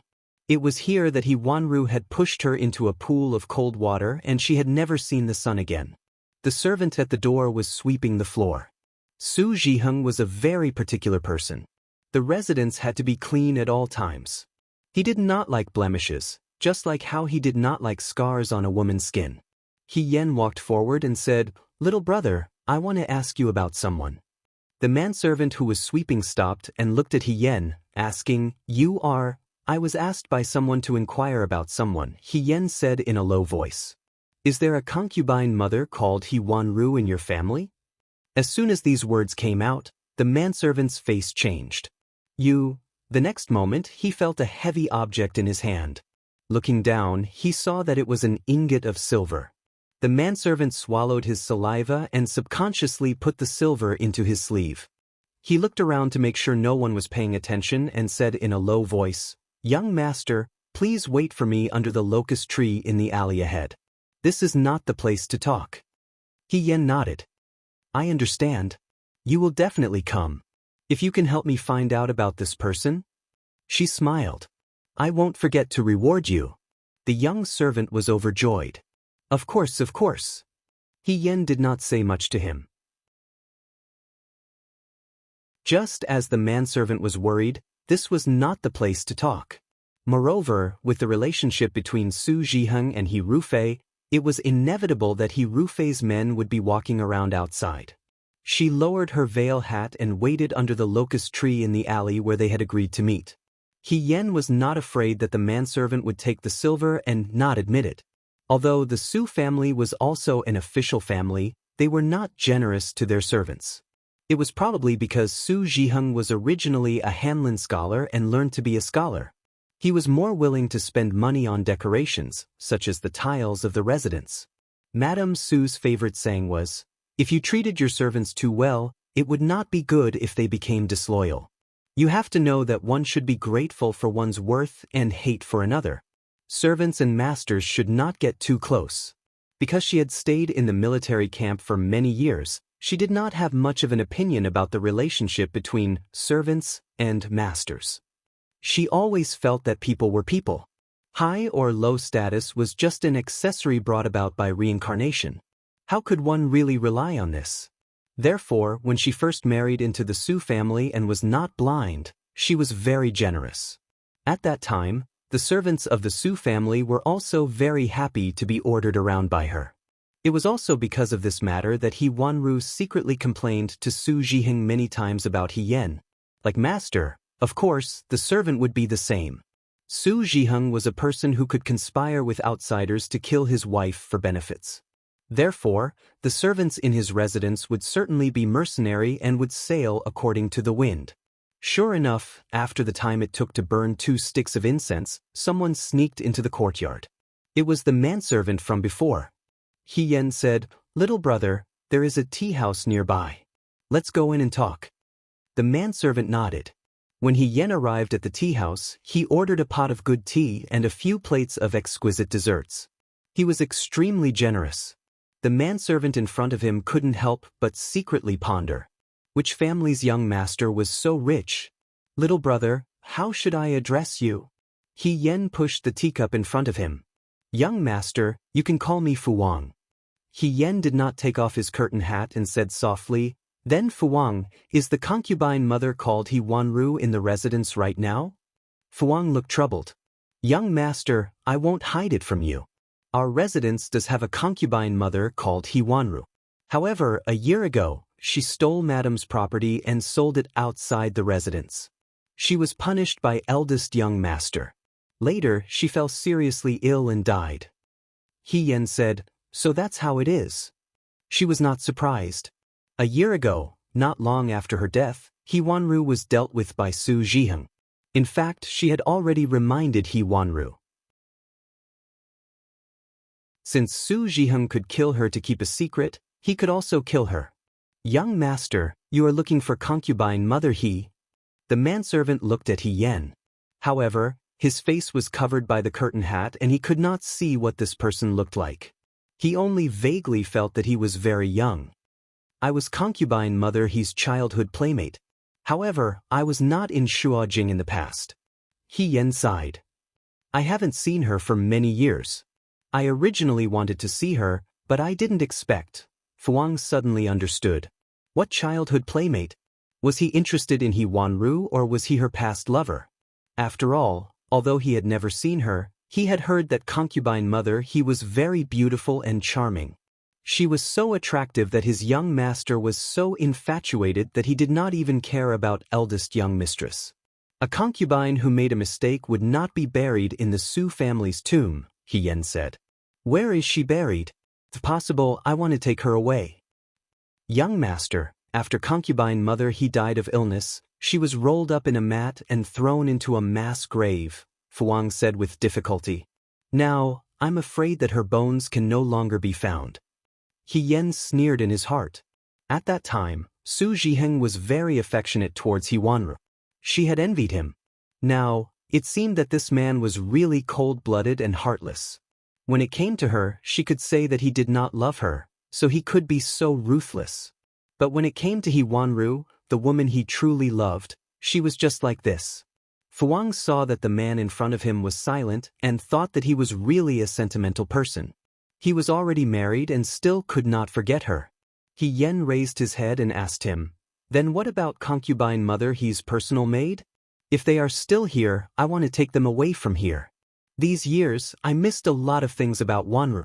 Perhaps they can tell me." "Young master, concubine mother He's personal maid left the Fu after she passed away," Fu Wang said. He Yen smiled slightly.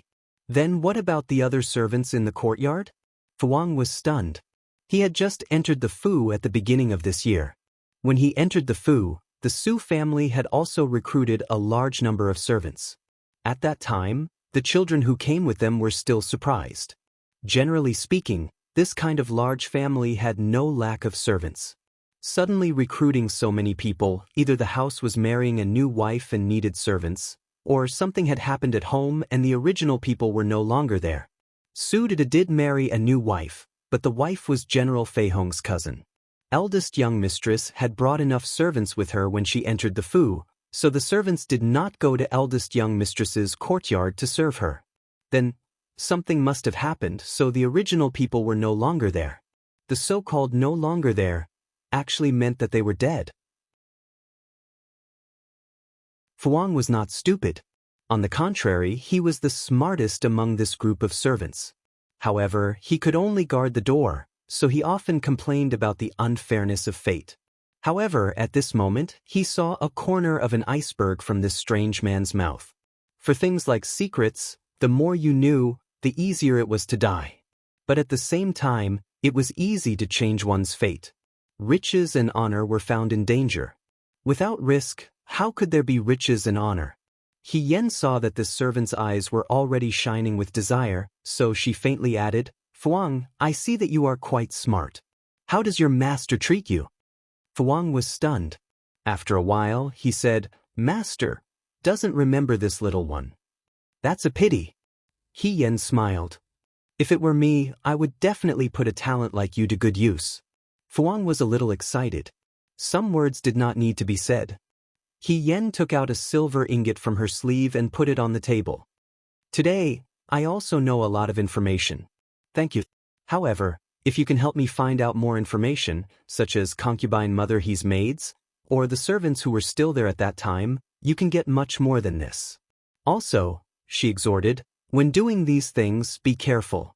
So many servants have left the Fu. The master of the Su family seems to be very strict.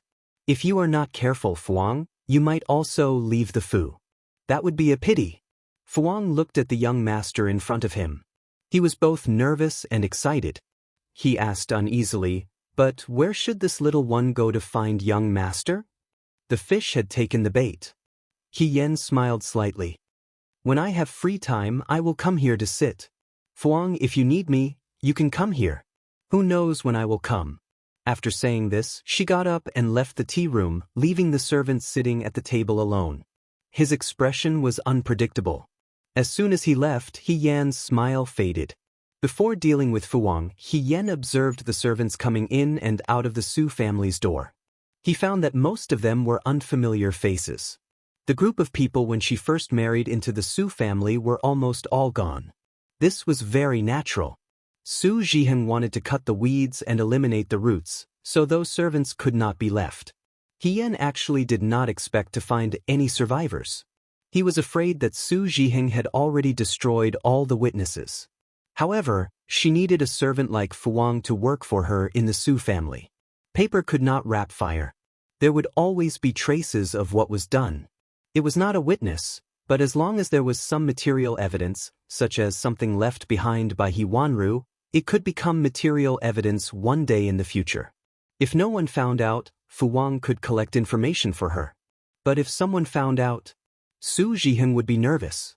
A nervous person's work would always be full of loopholes. A person with a guilty conscience, walking under the sun, would suspect that the shadow was an evil spirit coming for revenge. Fu Wang was smart and ambitious, and that was enough. For example, when He Rufei sent Ding Yi to harm her, Su Zhiheng, as her pillow, watched coldly from the sidelines. How they used the people around her to deal with her, she did not do anything and returned it all. Su Zhiheng and He Rufei's nightmare had just begun. When He Yan returned to the Xiao family, it was almost evening. As soon as he walked into the courtyard, he heard Bai Rongwei and Xiao Jing talking. Xiao Jing said, "You don't have to make so many. One for Huaijin is enough." Bai Rongwei rebuked, "How can you do this? Besides, these sachets were all embroidered by the servant girls. I just stuffed some herbs inside. It's not hard." He Yan stopped and bowed to them. "Young Master Xiao, young mistress." "Young Master He," Bai Rongwei said with a smile. "You came at the right time. I was just about to ask someone to give you a sachet." She took 2 sachets from the servant girl beside her and handed them to He Yan. "One is for you, and the other is for Huaijin." He Yan took them and looked at them. The sachets were very small. One was black with a silver python embroidered on it, and the other was an ordinary auspicious cloud pattern. They should be for her. It's almost the Mid-Autumn Festival. I asked the servant girls to make some sachets. There are herbs and protective talismans inside. You and Huaijin often go out, so it's not bad to have them. She smiled. "Young Master He, please don't dislike them." He Yan did not expect that she would have one. He was very surprised. "I won't dislike them." Thank you very much, young mistress. You're Huijin's friend. You don't have to be so polite, Xiao Jing said warmly. He Yan nodded. She was always at a loss when it came to the overflowing kindness of the Xiao family couple. That's right, in 3 days, there will be a banquet. Bai Rongwei seemed a little embarrassed. I told young Master He earlier that the banquet will be hosted in my name. At that time, there will be many madams and misses. Young Master He, are you busy that day? If not, you can stay at home. He Yen. They were choosing a wife for Xiao Ju. Why was she chosen? He Yen hurriedly said, let's talk about it later, and ran away. Looking at He Yan's back as he hurried away, Bai Rongwei said curiously, why is young Master He so afraid when he hears about a girl? Although he's still young, it's not impossible for him to get engaged. Could it be that he's been with Huijin for too long and wants to be alone for the rest of his life? Xiao Jing smiled. Huijin treats him very well. That's true. Bai Rongwei nodded. After she married into the family, although she knew that Xiao Ju didn't have a bad heart, she wasn't someone who liked to show her emotions. But towards this young Master He, it could be said that she was very protective of him. It's good to have friends. Xiao Jing's gaze was gratified. At least there are many things that he can discuss with others. Under the oil lamp, He Yen leaned on the table and looked at the sachet that was wrapped around her finger. Bai Rongwei gave her 2 sachets and asked her to give the other one to Xiao Ju. Xiao Ju's sachet was very beautiful. He Yen wrapped the red string around her finger and sighed in her heart. Even the maid of the Xiao family was so good at needlework. It really made her feel ashamed. He Yen obviously didn't know how to needlework. When she first married into the Su family, He Wanru would make shoes and clothes for Su Zhiheng every few days. He Yen stayed up several nights and only managed to make a handkerchief. She wanted to embroider mandarin ducks playing in water on the handkerchief. Su Zhiheng stared at it for a long time before asking, "This is a duck?" He Yen was greatly shocked. Su Zhiheng laughed loudly. Although he later accepted the handkerchief, he didn't use it. He Yen understood. After all, he was an official in the imperial court. If he took out a handkerchief with a duck embroidered on it, he would be laughed at by his colleagues. But later, when she found the crumpled and yellowed handkerchief at the bottom of Su Zhiheng's drawer, she felt a little wronged when she thought about how her hands were full of needle marks. She had always been learning things that men needed to learn. She didn't know how to play the zither, go, calligraphy, painting, needlework, and embroidery. When she had to work as an ordinary woman, she felt at a loss. There was also a small wooden basket on the table. In the basket, there were some needlework and silver scissors. It should be used by the servants. He Yen picked up the silver scissors. The scissors were very delicate.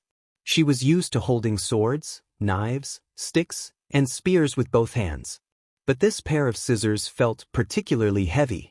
In fact, He Yen didn't know how to do needlework at all. After all, during the years that he joined the army, he only had 2 sets of clothes. It was inevitable that there would be times when they would be tattered. As long as there was a tear, the brothers would casually find a piece of cloth or something to fill in the hole. But in the end, the men's skills weren't as meticulous as the women's. It could only be said that they sewed, but it really couldn't be considered beautiful. Sometimes, if there were too many patches on a piece of clothing, it would look worse than a beggar on the street. He Yen had also sewed by candlelight before, but that was already a matter of his previous life. The 2 sachets were placed side by side in front of her. Xiao Ju's sachet was more gorgeous, while He Yan's was more ordinary. She reached out and pinched it. The insides were flat. She could vaguely feel a triangular piece of paper and some hairy medicinal herbs. He Yen thought for a moment, then took out the needlework from the wooden basket. The oil in the oil lamp was about to burn out. He Yen stretched and stood up. Half the night had passed. She wiped the beads of blood from her fingers and lightly sighed. It seems that Lady He's needlework wasn't very good. In both her previous and current life, she really didn't have any talent for needlework. He Yen smiled, extinguished the lamp, and got on the bed. The moonlight outside the window was weak, faintly illuminating a corner of the front table. On the table, there were 2 sachets lying side by side. They didn't look any different from before. In the capital, Shenmushue's room, the lanterns were still lit. The servants in the courtyard were already asleep, but Shenmushue wasn't sleepy at all. She laid flat on the bed and stared at the sachets hanging in the four corners of the curtains. It had been a few days since she returned to the capital. Xiao Ju should have already known. This time, she didn't go to the Xiao mansion. But at the same time, Xiao Ju didn't say anything. It was eldest Madame Bai Rong who sent someone to the Xiao mansion to ask about her. Shenmushue was a bit annoyed as she turned over. Even Censor Shen could tell that something was wrong. He asked her if she had quarreled with Xiao Ju. Shenmushue shook her head and perfunctorily brushed it off. But in her heart, she felt a bit more nervous. She originally wanted to let Xiao Ju know that she was uncomfortable. But after a few days of stalemate, she was the one who was unsure. Perhaps Xiao Ju didn't know. He was a person who didn't care about these things. But what if he knew, and did it on purpose? There was a ball of fire in Shenmushue's heart. When she left the Liangzhou guards, she found a figurine and a drawing made of wood in the box. She couldn't help but think about it. The figurine was a woman. Did Xiao Ju have someone in his heart? If that was the only thing, she wouldn't be so worried. But the figurine on the drawing was a female general. And her eyes were very similar to He Yan's. In an instant, all the things that she had suspected in the past became evidence in front of her eyes. Xiao Ju was overly close to and took care of He Yan. He Yan sometimes showed signs that made her uncomfortable. When they were in Jiang, Xiao Ju had also brought He Yan along. Xiao Ju's black jade, which never left his side, was once in He Yan's hand. The ointment that Xiao Ju especially emphasized not to take away appeared in He Yan's hands the next day. If he was gay, it would be too shocking. But what if He Yan was a woman? Shenmushue closed her eyes. When the young lady was dressed as a young man, she was already very handsome and eye-catching. Her eyes were delicate and pretty. If she was dressed as a woman, Shenmushue thought bitterly. She could easily catch people's attention. In the past few years, although she didn't have Xiao Ju, she didn't feel too threatened. This young man was very outstanding when he was young. He had a lazy temperament. Later on, when his family experienced great changes, he became more indifferent and introverted. Although his temperament was like this, his talent and appearance made the ladies who liked him throw themselves at him dauntlessly. But she had never seen Xiao Ju fall in love with anyone. He wasn't easy to fall in love. So Shenmushue believed that she was the only woman in the world who could accompany him on the battlefield and support him. As long as there was enough time, everything would happen naturally. Her confidence came from her arrogance. But now her arrogance was completely shattered. There was a woman who could do more than her. Not only could she accompany Xiao Ju on the battlefield, but she could also fight side by side with him. He Yan could do what she couldn't. As for family background, Xiao Jing could even marry Bai Rongwei, who was a concubine's daughter. Xiao family didn't care about this at all. Shenmushue's heart tightened. She couldn't get Xiao Ju's love, but she also didn't want to see He Yan beat her to it. She was the one who came first. She was the one who stayed by Xiao Ju's side the longest. In the dark night, Shenmushue suddenly sat up. She put on her outer clothes, walked to the table and lit the oil lamp. She found paper, brush, and ink and sat in front of the table. The light from the oil lamp was so dazzling that it hurt her eyes. Her hands were trembling slightly. After a while, Shenmushue seemed to have made up her mind. She picked up the brush and started writing. No one would be satisfied if they didn't get a happy ending after spending so much time and energy. She couldn't accept such an ending. If Xiao Ju wasn't destined to stand on her side and think for her, then she could only start from He Yan's side. Shenmushue wrote faster and faster. Suddenly, the tip of the brush was wrong. She used too much strength and scratched the paper. She stared blankly at the thin paper in front of her. She suddenly raised her hand, rolled the paper into a ball, and threw it on the floor. After a while, she covered her face with her hands and cried softly.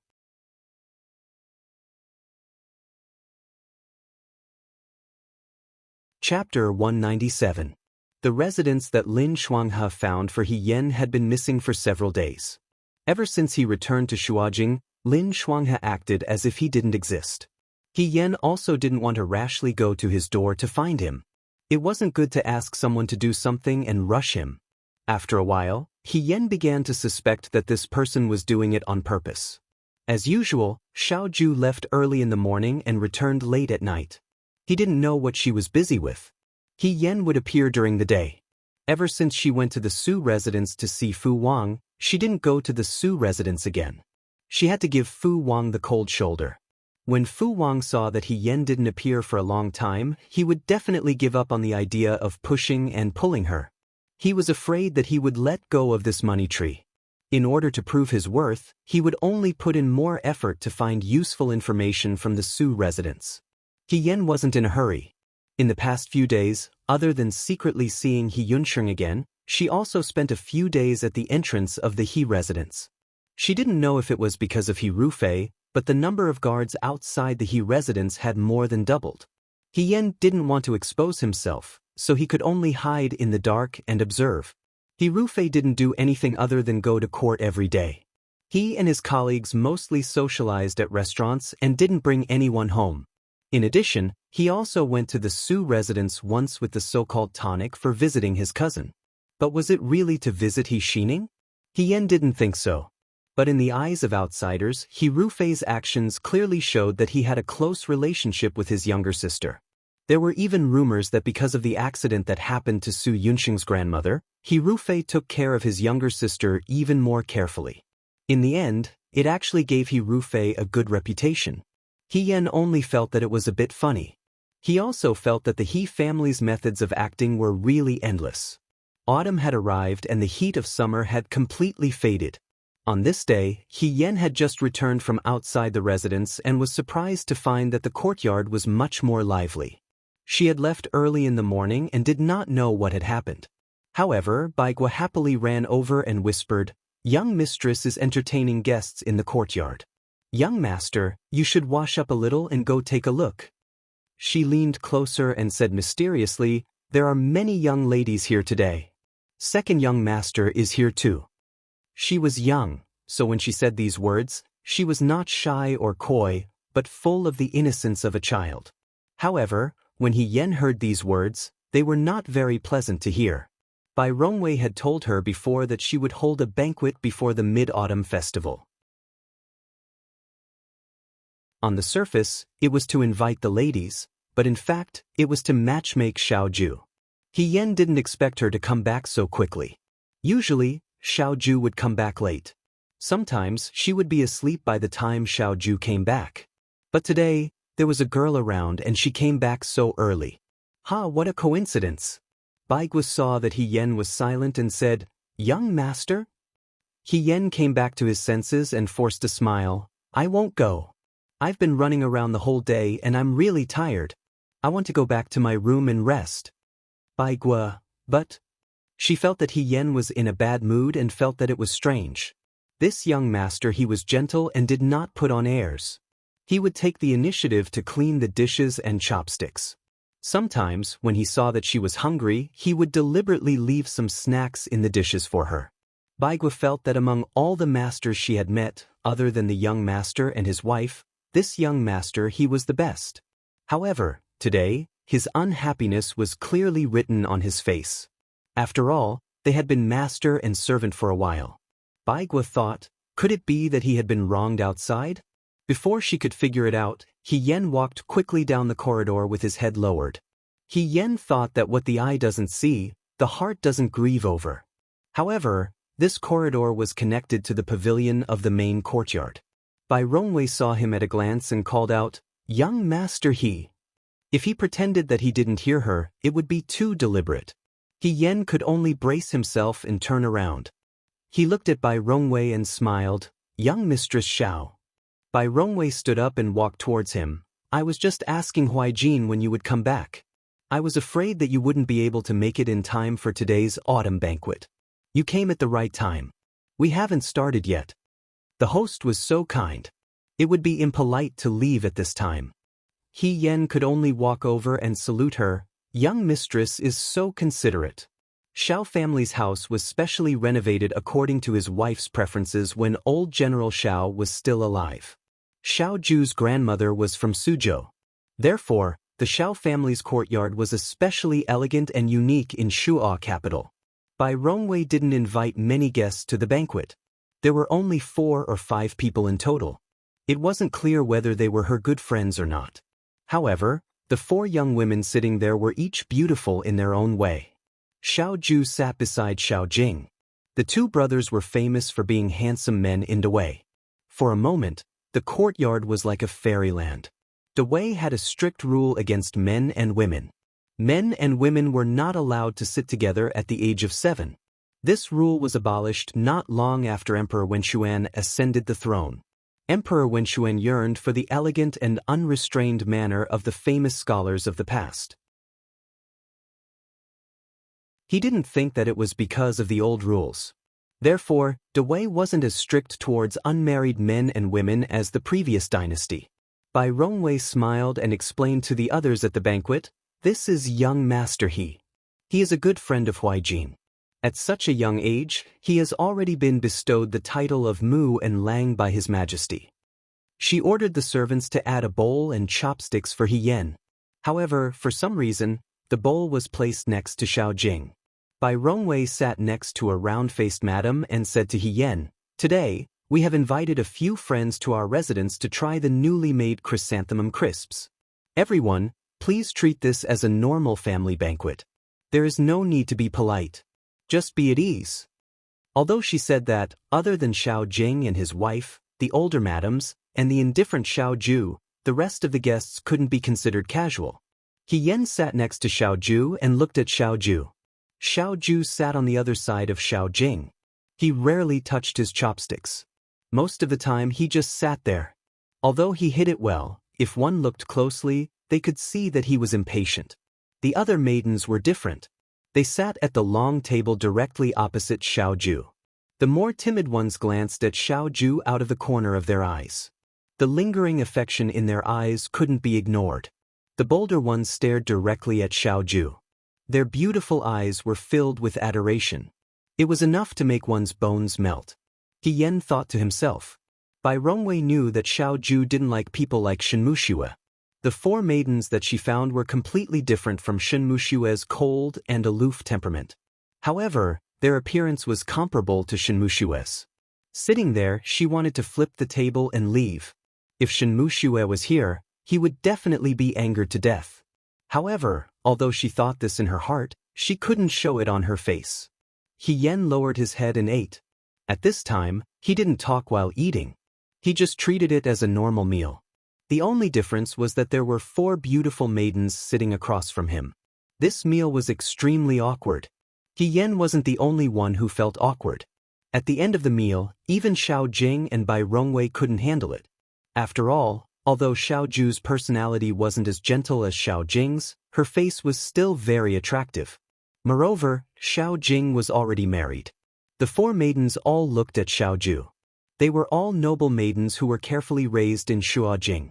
They were very polite. However, the 4 of them still found some topics to talk about with Xiao Ju. For example, does second young Master Xiao like autumn? What do you do on a daily basis? Will you be staying in Shuojing after this? And other meaningless questions. Xiao Ju answered them. However, if she could answer them in 1 word, she wouldn't say more than 2. Most of the time, it was Bai Rongwei and Xiao Jing who came out to fill in the gaps. He Yen was quite happy in his heart. However, when he thought about it, he felt that he was being silly. How could he be happy about such things?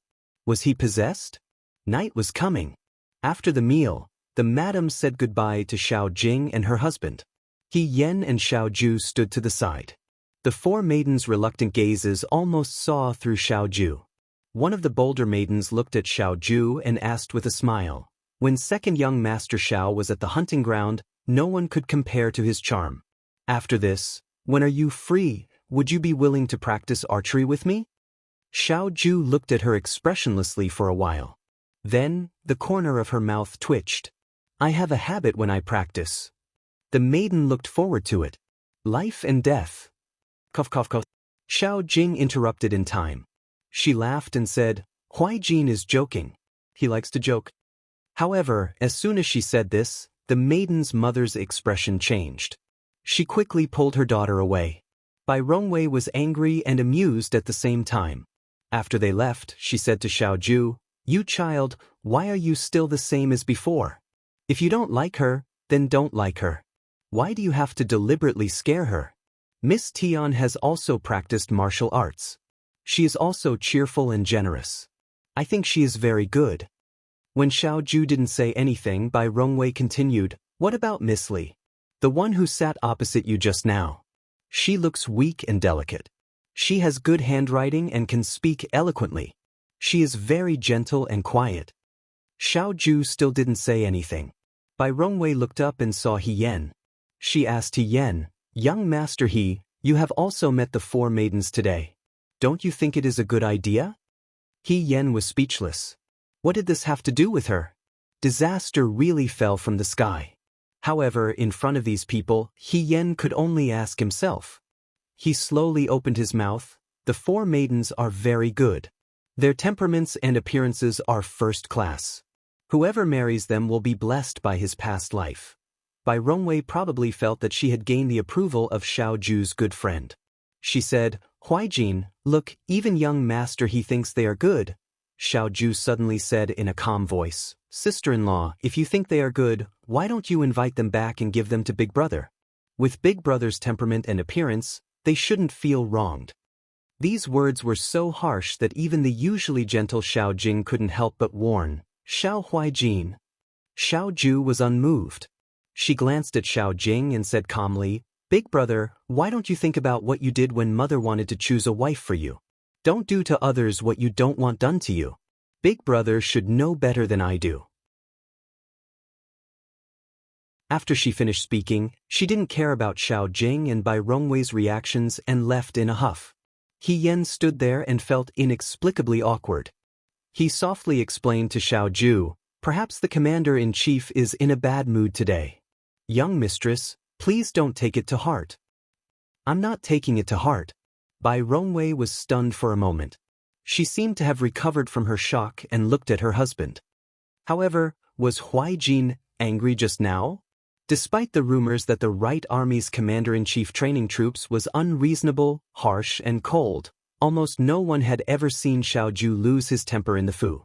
Most of the time he was just too lazy to care. It seemed like it had been many years since he had written the words, I'm angry, on his face. He's done this before. Why is he so angry this time? She didn't understand. Someone was knocking on the door. Again and again, the knocking was very precise and unyielding. Even if the people inside were too lazy to pay attention to it, the people outside were not discouraged. It was as if they were going to knock until the end of time if they did not open the door. In the entire courtyard, the only person who had the guts to do this was the heroine. Xiao Ju paused for a moment and said, Come in. He Yan's head poked in from behind the door. She also knew that Xiao Ju was in a bad mood. She had a fawning smile on her face as she closed the door behind her. She walked forward and asked, Commander-in-Chief, are you all right? Xiao Ju sat on the chair and replied, I'm fine. Looking at his expression, he didn't seem to be fine. What he said to Bai Rongwei just now was a little too much. However, He Yen was quite happy to hear him say that. However, she quickly scolded herself in her heart. How could she be like this? How could she, as an outsider, cheer for a family conflict? How was she different from those despicable people? During her stay here, Bai Rongwei had taken care of her a lot. It was reasonable for her to help mediate and not add fuel to the fire. He Yen ran in front of him and leaned half of her body on the table. She looked at him and said, Commander-in-Chief, young Mistress Xiao has good intentions. What you did just now was a little hurtful. Xiao Ju's gaze shifted to her face. His eyes were cold. Lady He, what do you think I should do? He had called her Lady He many times. Sometimes it was teasing, and sometimes it was mean. However, this time, it was cold and even a little angry. He Yen carefully chose her words. At least, you should be more tactful. Xiao Ju sneered. Why should I? He Yen choked. If it was Lady He, would you be more tactful? He suddenly asked. He Yen was puzzled. I'm a woman. If your father and brother were to find a few handsome young masters like they did today, he said sarcastically, wouldn't you reject them directly? He Yen thought that if it was in the past, she would have to be polite and courteous in order to save everyone's face. However, now that she had someone she liked, she would not be able to force it. However, she could not say this to Xiaoju. The person in front of her did not care about her avoidance. He stared at her and asked again, Lady He, what should you do? He Yen could not go against her conscience when she met his gaze. After a while, she slammed the table. I thought about it.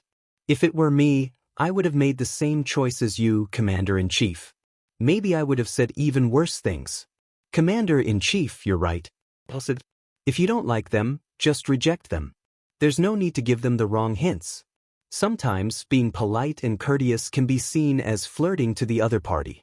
Flirting can make others unable to sleep at night. If you don't have such intentions, then you're lying. In the end, there was a hint of complaint in her tone. No one knew who she was referring to. Xiaoju saw her indignant expression and her expression softened. She smiled. At least you have some awareness. He Yen saw that she was in a better mood. She took out a sachet from her sleeve and gave it to her. This is for you. Xiaoju took it and looked at it. She looked up and asked, You made this? How is that possible? He Yen replied without hesitation. How could I know how to make this? It was Grandma Xiao who made it. She also made one for me. I forgot to give it to you earlier. She took out her own sachet with cloud patterns. I heard that there are herbs and amulets in it. She saw that Xiaoju was holding the sachet and didn't say anything. She leaned closer. I didn't expect Grandma Xiao to prepare one for me. Commander-in-Chief, Grandma Xiao is gentle and kind. She's wholeheartedly thinking about you. Although the method is not to your liking, you should talk to her about this kind of thing. There's no need to hurt the harmony between the two of you. There's no need to be so calculative between family members. She kept talking and moving her head closer and closer. Xiaoju couldn't help but laugh. He bent his fingers and pushed her head back. Stop, I'm not angry. At first, he was angry, but it wasn't because of Bai Rongwei. This person still didn't know anything. He felt a little helpless. Being angry at someone who didn't know anything was destined to not be able to vent his anger. Really? He Yen looked at him. Really? He lowered his eyes and thought of something. After a while, he said, I'll be out of the city for a few days. Is it okay for you to stay here alone? He Yen was startled. Do you need my help?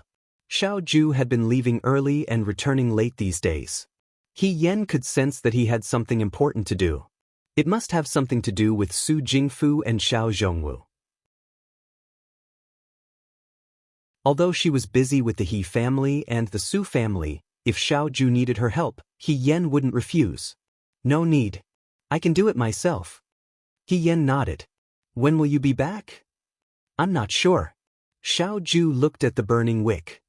I'll try to be back before mid-autumn. Prime Minister Su's residence in the capital was brightly lit at this moment. Prime Minister Su was a scholar. When he held a banquet at home, he didn't like women to dance. At most, he would find 2 guqin players to play the guqin. Chu Zhao knelt in front of the small table and looked at the teacup in front of him. The steam rising from the teacup was like a layer of gauze that covered his expression, making his face look unreal. Su Jingfu didn't like to drink. He only liked to drink tea. The people who came to the Su family to give gifts also knew how to cater to his preferences. Even the tea leaves that were given to the servants could be sold at a good price. The servants stood on both sides respectfully. Su Jingfu didn't have a son. Everyone in the Su family knew that Su Jingfu treated this favorite pupil of his as his own son. Su Jingfu's only daughter, Su Pingting, had a deep affection for Chu Xilan. Sooner or later, the teacher and the student would become husband and son-in-law. You went to Jiang very smoothly this time, Su Jingfu said with a smile. When he was young, he was handsome and refined, but when he grew older, he became kind and amiable. Just by looking at his appearance, one would think that he was an old man who was easy to get along with. He took a sip of tea and said, "However, when you were in the rundu, why did you stay for a few more days?" Chu Zhao replied gently, "The people in the rundu were hungry. Xylan couldn't bear to leave alone. I wanted to stay in the rundu to help and see if I could ask for reinforcements. I didn't expect that Generals Yen would lead troops to help and solve the rundu's urgent situation."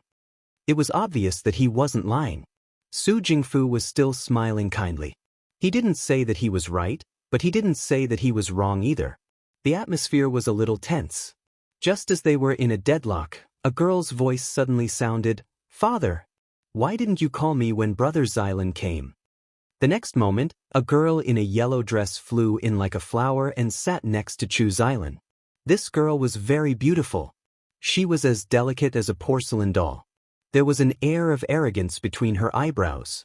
She looked to be about 17 or 18 years old. Her clothes and jewelry were luxurious and expensive. There was a ruby hairpin in her hair bun.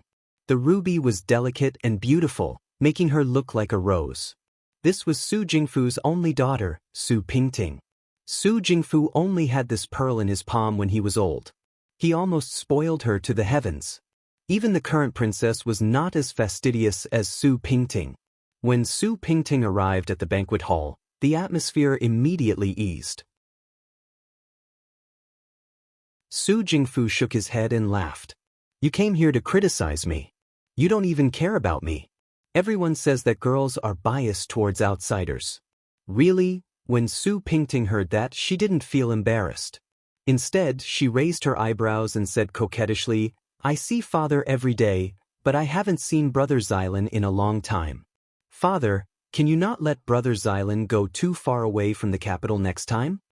She naturally held Chu Zhao's arm and looked at him. "Brother Xylan, when I heard that you went to Jiang, I was scared to death. How could Father do that? Fortunately, you're fine. When you weren't around, I prayed for your safe return in front of the Bodhisattva every day. It seems that the Bodhisattva heard my prayers and protected you." Su Jingfu said sourly, "I didn't see you praying for me." "Father." "Hey, little ancestor. I won't say any more, okay?" Su Jingfu begged and looked at Chu Zhao. "However, Xylan, you came at the right time. I have something to say." Chu Xylan looked at Su Jingfu. "Teacher, please speak. I heard that today, Xiao Ruby's wife invited a few young ladies from her colleagues' manors to the Xiao mansion as guests. She said that they were guests, but it was obviously to choose a wife for Xiao Huijin. You're about the same age as Xiao Huijin. Since I'm your teacher, I should worry about these things for you." Su Pingting was stunned. Her face immediately turned red. "Father, now you know how to be shy?" Su Jingfu smiled and teased. Then he said, "Xylan, you're my most outstanding student. You grew up with Pingting and are Qin Mei's childhood sweetheart. When you were young, I planned to marry Pingting to you when you grew up. Looking at it now, that time has come. What do you think?" The servants in the hall all buried their heads to hide their surprise. Although they knew that this day would come, they couldn't help but feel surprised when they actually heard it. After all, with Chu Zhao's status, marrying Prime Minister Su's daughter was really climbing up the social ladder. Chu Zhao stood up, lifted the corner of his robe, and knelt down in front of Su Jingfu. He bowed to Su Jingfu. "This student thanks teacher for your kindness. To be able to marry Pingting is this student's good fortune from 3 lifetimes. Marriage is completely up to teacher."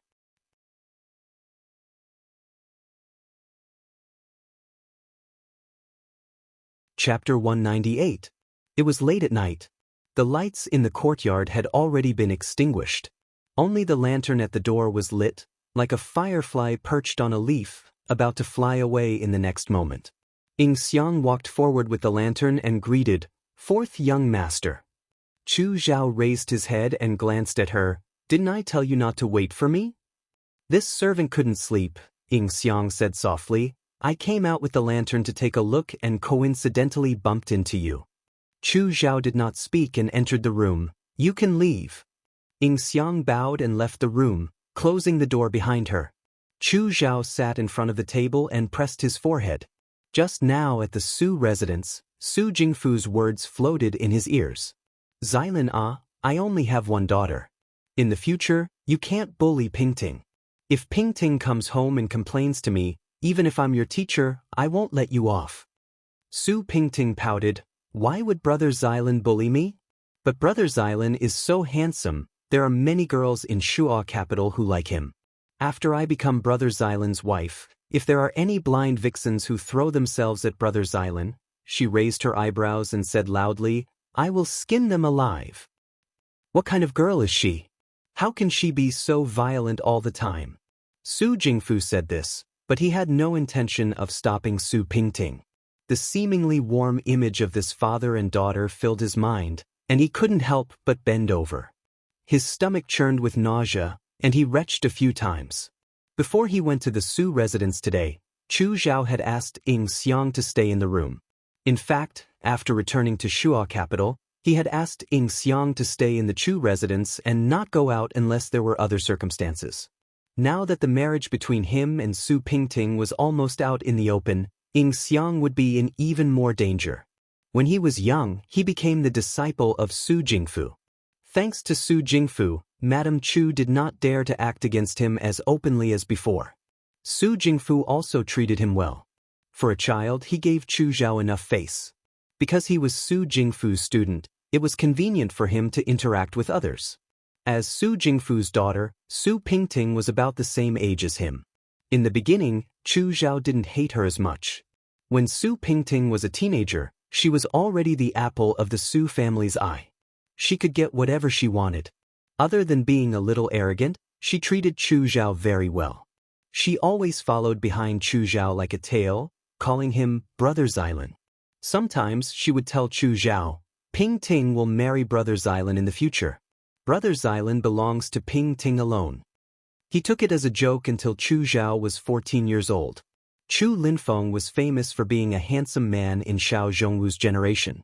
Even if he didn't become Shi Jinbo, he could still win the hearts of many girls with his good looks. Chu Zhao's mother, Yu Runmei, was also beautiful. Chu Zhao modeled himself after the couple. When he was 14 years old, he was as beautiful as the two brothers in the Xiao family. His personality was gentle and considerate, and he knew how to take care of people. Many girls secretly fell in love with him. Among them, there was a young lady named Qian. She was fiery and passionate, and her eyes were very charming. She was different from the other shy girls in the Shuo capital. After meeting a few times, she directly expressed her feelings to Chu Zhao. Of course, Chu Zhao rejected her, but she didn't give up. She didn't pester him, but she sent things to the Chu family every few days. Occasionally, when they met in the Shuo capital, Miss Qian didn't refute. She just stared at him, making him feel helpless. Not long after, something happened to Miss Qian. It was said that she was killed by thieves when she was out on a walk with her friends. Her death was very tragic. Her eyes were gouged out, shocking the entire capital. Miss Qian's father was only a minor 7th-rank official. After reporting it to the authorities, they couldn't find the murderer. When Chu Zhao heard the news, he was stunned for a long time. He couldn't believe that the girl who always winked at him had died so quietly. Later, half a year after the incident, he went to the Su family to find Su Jingfu. When he passed by the small hall, he heard Su Pingting talking to the servant next to her. She's just a lowly commoner. How dare she compete with me? She doesn't know how much she's worth. I'll gouge out her eyes. Let's see how she can seduce Brother Xylan in the future.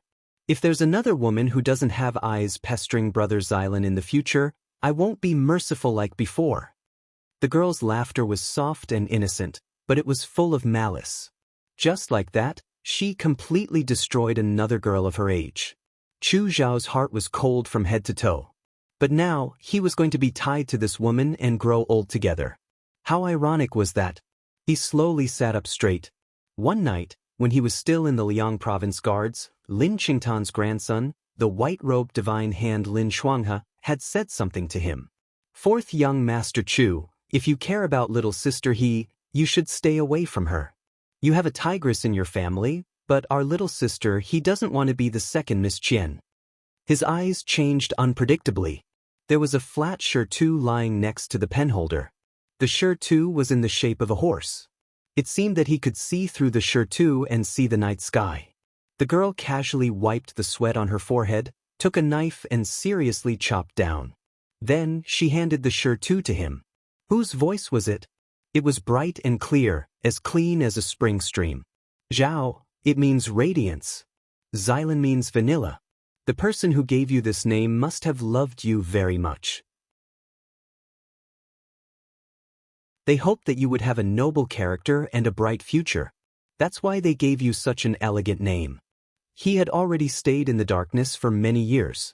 But when the first ray of light appeared, even though he knew that it didn't belong to him, he still wanted to greedily hold it in his hand. He Yen deliberately woke up a little late the next morning. After eating breakfast and greeting Baigua, He Yen leisurely left the room. It had already been a few days since she last went to the Su family. It seemed that the manservant called Fu Wang had been looking at her with longing these past few days. As for the rest of His Majesty's reward money, she kept it all in her sleeve.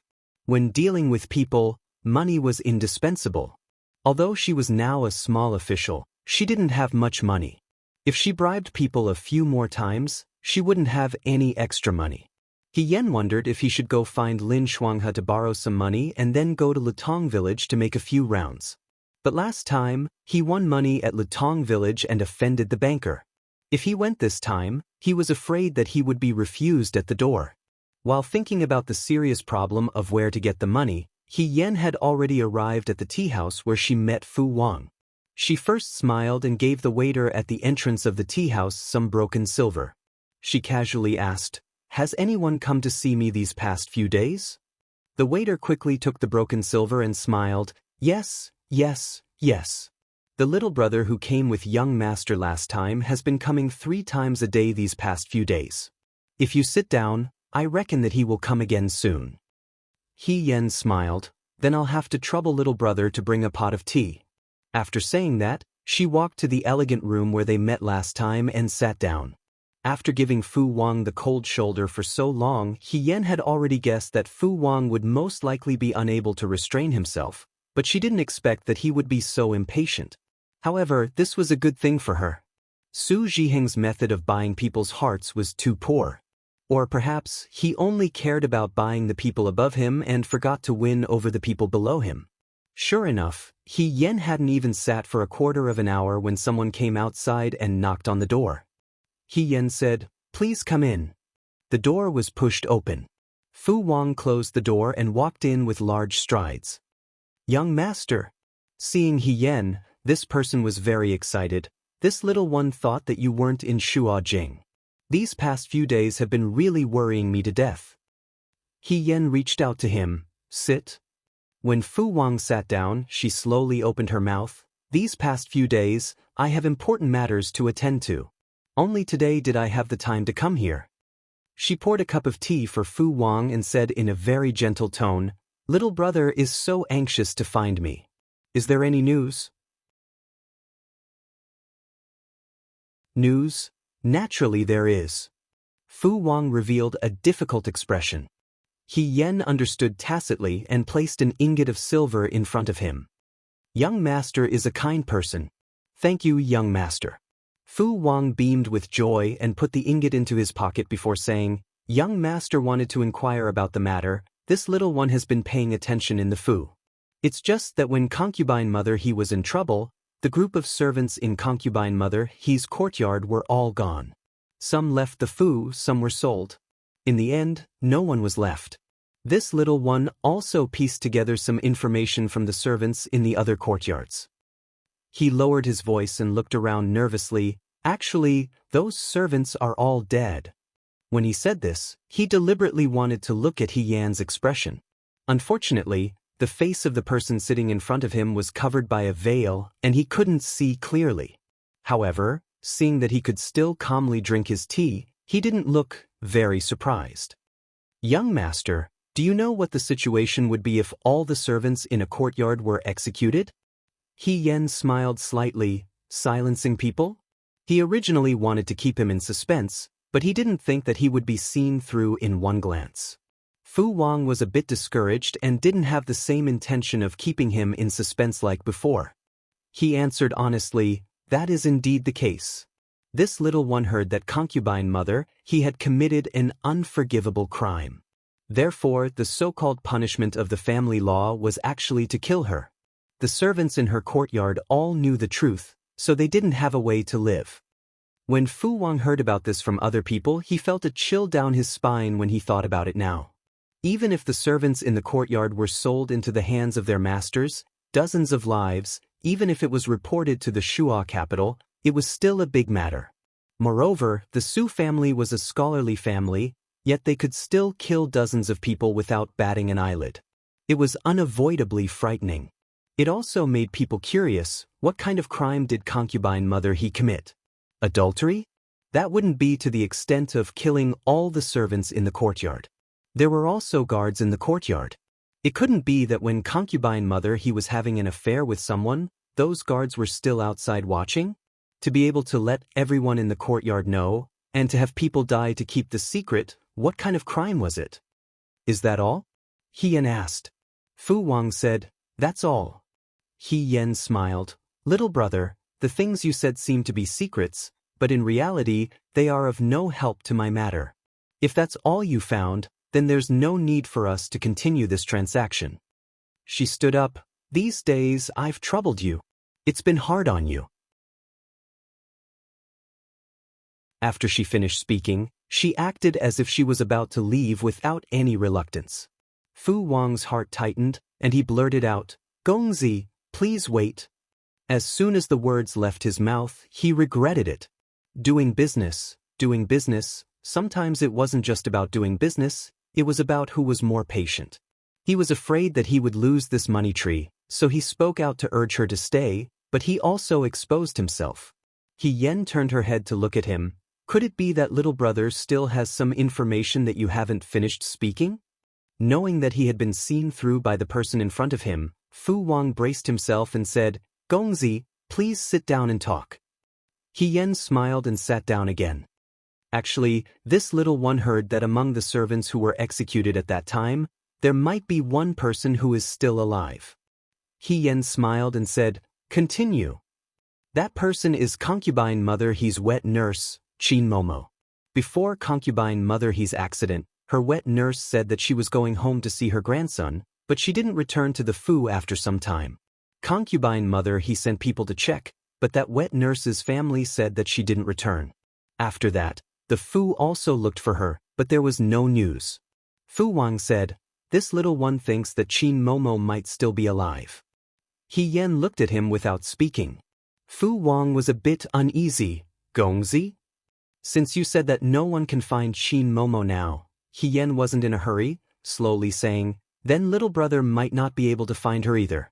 A person who has disappeared without a trace, even if she's still alive in this world, without any news, what value does she have? Fu Wang was inwardly shocked. Could it be that the person in front of him had the ability to read minds? He did find out a bit of Qin Momo's whereabouts, and he had spent a large amount of money to get this information. However, this transaction today was done by him wanting to use the other party, and the other party could leave at any time. If he couldn't show full sincerity, he was afraid that this person wouldn't meet him in the future. Thinking of this, Fu Wang steeled his heart. This little one heard that this Qin Momo has been a widow for a long time. When she was the wet nurse for concubine mother she had a lover. Other people don't know about this, only a servant girl in the Fu who boils water knows. That lover now lives outside the city. This little one wants to give it a try. Perhaps Qin Momo is still alive. That's more like it. He Yan's heart calmed down a bit, and there was a bit of praise in his tone. My eyes were right. Little brother is really amazing. Other people couldn't find out, but you found out. She said, then I'll wait here for good news. If little brother finds out Qin Momo's whereabouts, you must not act rashly and alert the enemy. Just secretly tell me. She said, after this matter, this one can help little brother get rid of his slave status. At that time, you just need to take a large amount of money and leave Shuojing. In the future, you will naturally be able to sit back and relax.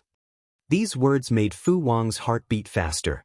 I still have important matters to attend to, so I won't accompany little brother any longer, Hien stood. Little brother can stay here and drink tea and eat snacks before going back. Gongzi wait. Fu Wang's voice came from behind him.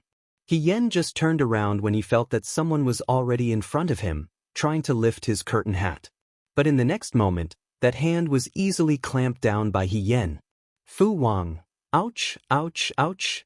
Hien released his hand and continued to walk forward without looking back. He only said, "Little brother, if you want to see my face, you don't have to be in a hurry. When the dust settles, I will take off my veiled hat." The door was closed, and the elegant room was empty. It was as if the spy just now was just a dream. Only the 2 teacups on the table indicated that someone had been here. Fu Wang sat down at the table and drank tea to suppress the fear in his heart. This mysterious person who knew the Su family like the back of his hand, what was his identity? After leaving the tea room, Hien's mood was much more relaxed. Under the curtain hat, a smile gradually spread. He didn't expect that Fu Wang's side would be so smooth. The people who had witnessed the truth in the courtyard had really survived. Since that Qin Mama could predict that Su Zhiheng would kill people to silence them, she must be a smart person.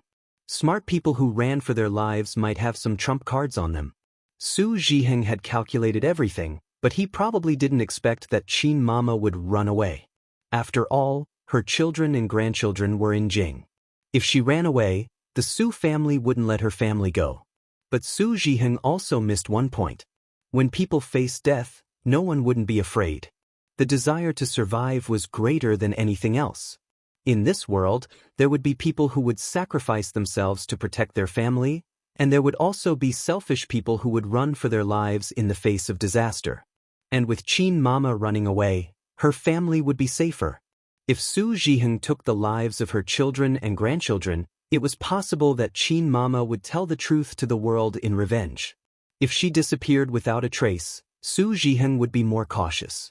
She had to find Qin Mama faster than Su Zhiheng and He Rufei. Today's matter had gone smoothly. Hien was happy and returned home a bit early. Before he reached the courtyard, he heard a familiar voice. "Younger sister, where did that older brother he go? You really don't know?" When Baigua stood up, she only reached his waist. She looked up and answered, "Second young master didn't let us ask about young master he." Lin Shuanghe closed his fan. "Your second young master is quite thoughtful." Hien called out to him from afar, "Brother Lin." Lin Shuanghe turned his head. When he saw her, his eyes immediately lit up. He quickly walked over. "I just got here and was wondering why you weren't here. You came back just in time. Brother He, I came especially to find you." Hien hadn't seen him since returning to Shuojing. Lin Shuanghe was dressed much more ostentatiously than when he was in the Liangzhou Guard. He was still wearing his clothes when he was in the military camp. Now that he was back in Shuojing, even the red-crowned crane eyes on his clothes were embellished with tiny gemstones. He wore fragrant balls and jade belts. Not a single one was missing. "Brother Lin, have you found a residence?" Hien was still thinking about the matter he had asked this person to do. Unexpectedly, as soon as he said this, Lin Shuanghe choked. It was clear that he had long forgotten about this matter. He laughed awkwardly. "A residence, it hasn't been easy to find recently. I want to find a satisfactory one for Brother He. Naturally, I can't be careless. And I'm here for other matters. Let's go inside and talk." Hien was speechless. He led Lin Shuanghe inside. After closing the door, Lin Shuanghe walked around the room and sighed. "Not bad. Isn't this residence right next to Huaijin? I think it's better than the Liangzhou Guard. Younger sister He, are you living well here? If there's anything inconvenient, don't hesitate to tell Huaijin. Don't let yourself suffer." He spoke as if this wasn't the Xiao family, but the Lin family. Hien poured him a cup of hot water. "Brother Lin, you didn't come to find me just to see how I'm living, right?" "Oh." Lin Shuanghe slapped his head. "Almost forgot." He took out an invitation from his sleeve and handed it to Hien. "An invitation to the palace banquet. Huaijin has left the city. I'm afraid he won't be able to make it back on that day. Before he left, he had someone tell me to remember to take care of you. In 3 days, I'll come to the Xiao residence to pick you up. At that time, you'll come with me to the palace. This is your first time entering the palace. If no one leads you, I'm afraid it won't be very convenient. He Yen was startled. The governor has left the city? Yes, he left the city today.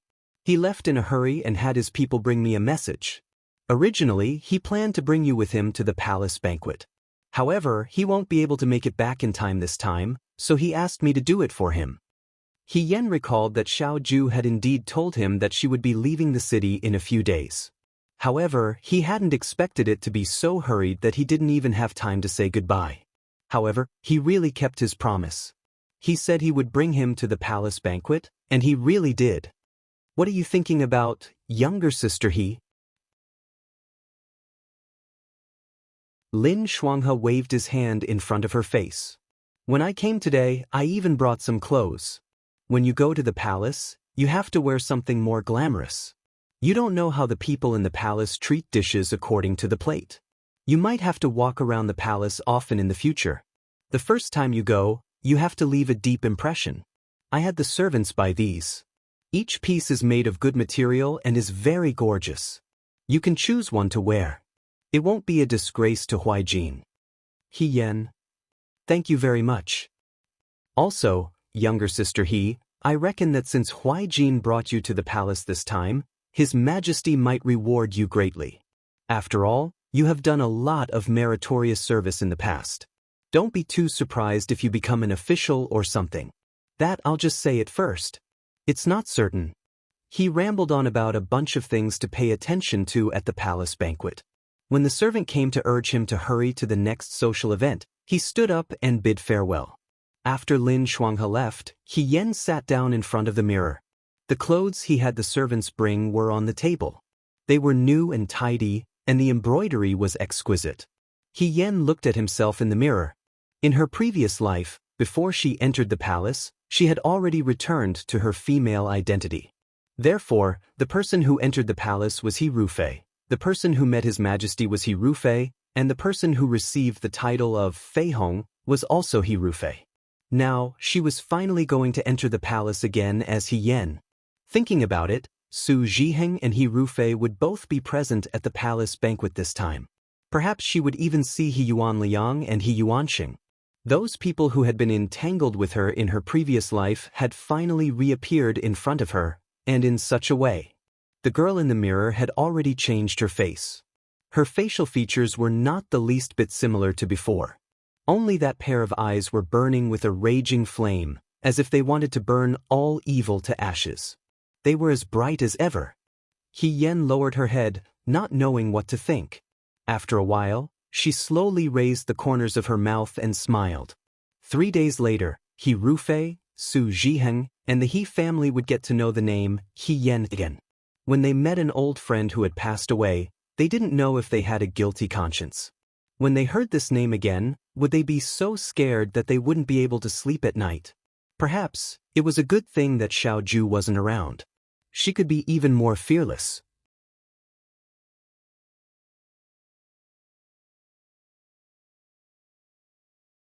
Chapter 199. Night shrouded the wilderness. In the thatched hut, someone was hiding in the corner. His lips were moving, but no one knew what he was saying. Young master, we found them. Su Jingfu's men are chasing after them. These 2 brothers are a bit delirious now. We might have to bring them back to the city for young Master Lin to take a look. Luan Ying stood beside Xiao Ju and said in a low voice. These were the survivors of the Battle of Mingshui. In the Battle of Mingshui, Xiao Zhongwu's soldiers were almost completely annihilated. Among them, apart from Chai Anshi, no one else survived. And the soldiers who were still alive also died one after another. As for how they died and whether there was anything strange about their deaths, no one cared anymore. It had been 5 years since the Battle of Mingshui. Perhaps in this world, apart from Xiao Zhongwu's son, no one would care about the dead General Guangwu and the sinister plot hidden in that famous defeat. Is there no other way? Xiao Ju frowned. Like this, I'm afraid they won't be able to hold on until we return to the city. When we came out, we were in a hurry and only brought medicine for injuries. We didn't bring anything to calm the mind. Luan Ying shook her head. Su Jingfu's men chased them for 7 days and 7 nights. They didn't sleep and didn't rest, so they couldn't hold on. Of course, a war of attrition was very tiring, especially a war of attrition like this. Xiao Ju thought for a moment and took a sachet from his waist. It was the sachet made by Rongwei that He Yen gave him. He held the sachet and pulled open the string. Inside, there was a very small protective talisman and some medicinal herbs. According to He Yen, it was very important to focus the mind. Xiao Ju poured out the medicinal herbs and gave them to Luan Ying. Let them smell it. We won't leave tonight. Let them rest for a night in another place. Luan Ying agreed. After investigating Su Jingfu and the Mingshui case for so long, they finally found 2 living witnesses. It wasn't easy, but this also showed that Xiao Ju's ability had gradually grown to the point where he could compete with Su Jingfu. For example, this time, he won the kidnapping. He couldn't stay here for long. He had to find another place. After finding a house outside the city, everyone, including the 2 delirious brothers, settled down. Qi Wu and Fei Nu stood guard in front of the brothers' door to prevent any accidents during the night. Luan Ying went out to scout for information. Nights in the suburbs were always exceptionally cold and cheerless. Especially during autumn, when there was rarely any sign of human habitation within a dozen li radius. The moon was white and bright, shining down on the empty wilderness like flowing silver water, giving rise to a sense of desolation for no reason. Actually, he didn't like the Mid-Autumn Festival. This was because the Mid-Autumn Festival always reminded him of very bad memories of the past. The more perfect the moon was, the lonelier it seemed. Every year around this time, he would find it hard to fall asleep. In the past, when he was in the barracks, he could read documents for half the night. Now that he was back in Shuajing, there was nothing he could do. Xiao Ju lowered her head and looked at the sachet in her hand. The medicinal herbs in the sachet had been emptied, leaving only a flat layer. The protective talisman was small. After thinking for a while, he opened the sachet, intending to put the protective talisman back in. Although it was embroidered by a servant of the Xiao family, the silk material and patterns were personally chosen by Rongwei. Rongwei was always very persistent on this matter, so the sachet was especially exquisite. Her fingers touched it, and the silk was as cold as moonlight. Xiao Ju's gaze paused for a moment. In the next moment, her fingertips brushed against the inside of the sachet, touching a rough protrusion. This protrusion on the smooth surface of the sachet was particularly different. She lowered her eyes and turned the sachet over. The inside appeared in front of Xiao Ju. The inside of the sachet was embroidered with 2 layers. It was a double-layer embroidery, and the inner layer was a normal black cloth without any patterns. However, at this moment, there was a crooked, bright yellow horn embroidered on the inner layer. It was impossible to tell what it was, but it could be seen that the embroiderer's skill was not very good. The thread was not even cut clean. How to say it, the black python outside the sachet and the yellow horn inside the sachet did not seem to be the same thing. What did this mean? Xiao Ju raised an eyebrow. Rongwei's skill was much better than this. If the Xiao family's servants' needlework looked like this, it would be a bit scary if word got out. This sachet was given to him by He Yen. In the entire Xiao family, other than Lady He, there was no one else who could make needlework like this. He turned the sachet over and over again, trying to find traces of other things that He Yen embroidered. However, there was nothing.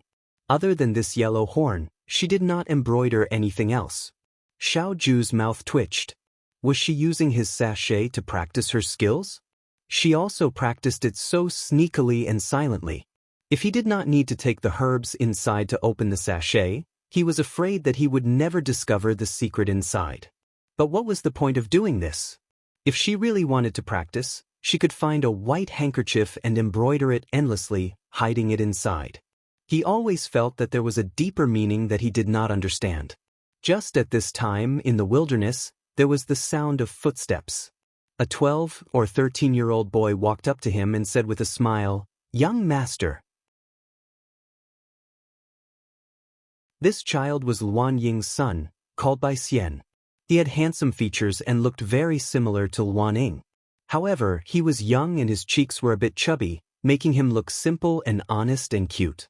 Unlike Wan Ying's cold temperament, Bai Xian was like any other boy his age.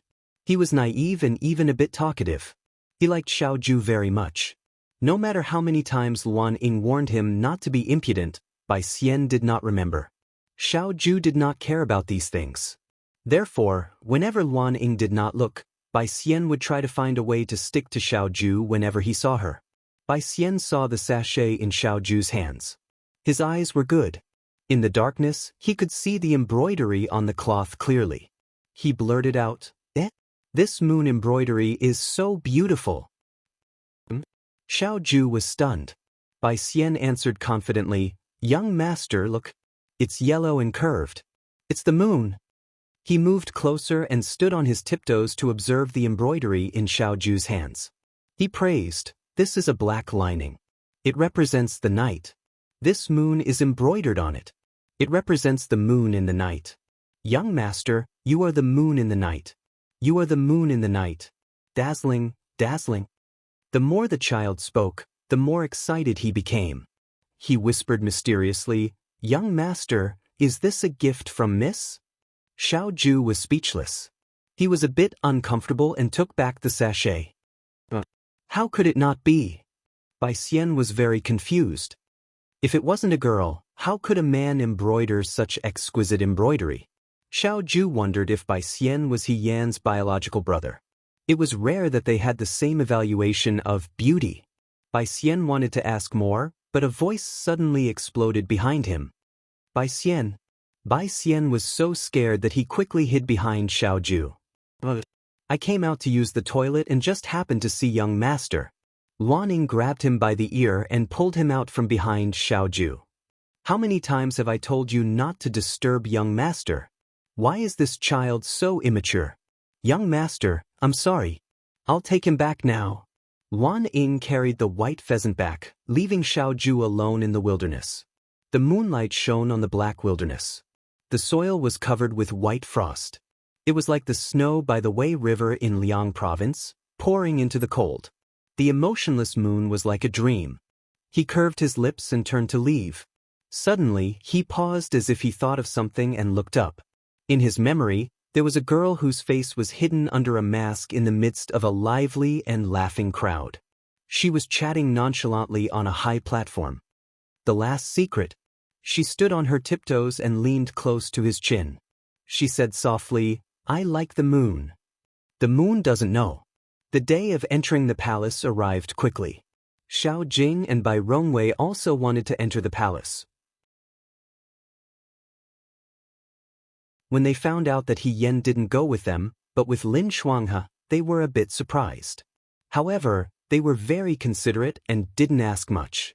When Lin Shuanghe's carriage arrived, they sent He Yan to the carriage and told him to meet again in the palace. Lin Shuanghe sat in the carriage and waved his fan. "Huaijin is probably afraid that you won't get along with Brother Ruby. We're all old friends, so it'll be easier for us to get along." He looked at He Yan again and sighed. It's Huaijin's loss that he didn't come back today. Our He Mimi looks so handsome in such gorgeous men's clothing. If you go to the palace with me, no one among the civil and military officials will be able to steal our light. He Yan was thinking about other things and gave a perfunctory reply. Lin Shuanghe saw this scene and thought that she was nervous because it was her first time entering the palace. He comforted her. "Don't be afraid, He Mimi. I'm very familiar with the palace. You can do whatever you want. As long as you don't kill or set fire, you can find my grandfather to settle it." He was already very good at setting up his father and grandfather, so he brought He Yan along as well. The carriage sped along. After an unknown amount of time, they finally arrived at the palace gates. The imperial bodyguards in front of the palace were already very familiar with Lin Shuanghe's carriage. Lin Shuanghe and He Yan got off the carriage and followed the palace attendant inside. This was He Yan's first time entering the palace. If it was at this time in her previous life, she would be nervous because she could see the emperor and be rewarded. But after dying once, she knew that the so-called future and riches were fleeting clouds. She didn't enter the palace for the future, but for a debt from her previous life. Bypassing the palace's long corridor and garden, they walked past the front hall. The emperor's banquet this time was nothing more than a celebration.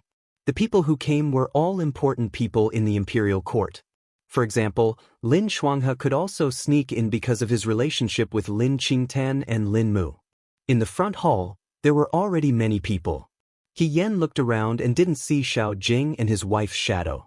Lin Shuanghe said in a low voice, "We took the shortcut. Brother Ruby should have taken the main road, so he might be a bit late. It's okay, He Yen. I'll follow you. When someone comes to greet you, I'll tell them your name. It'll help you get to know some people."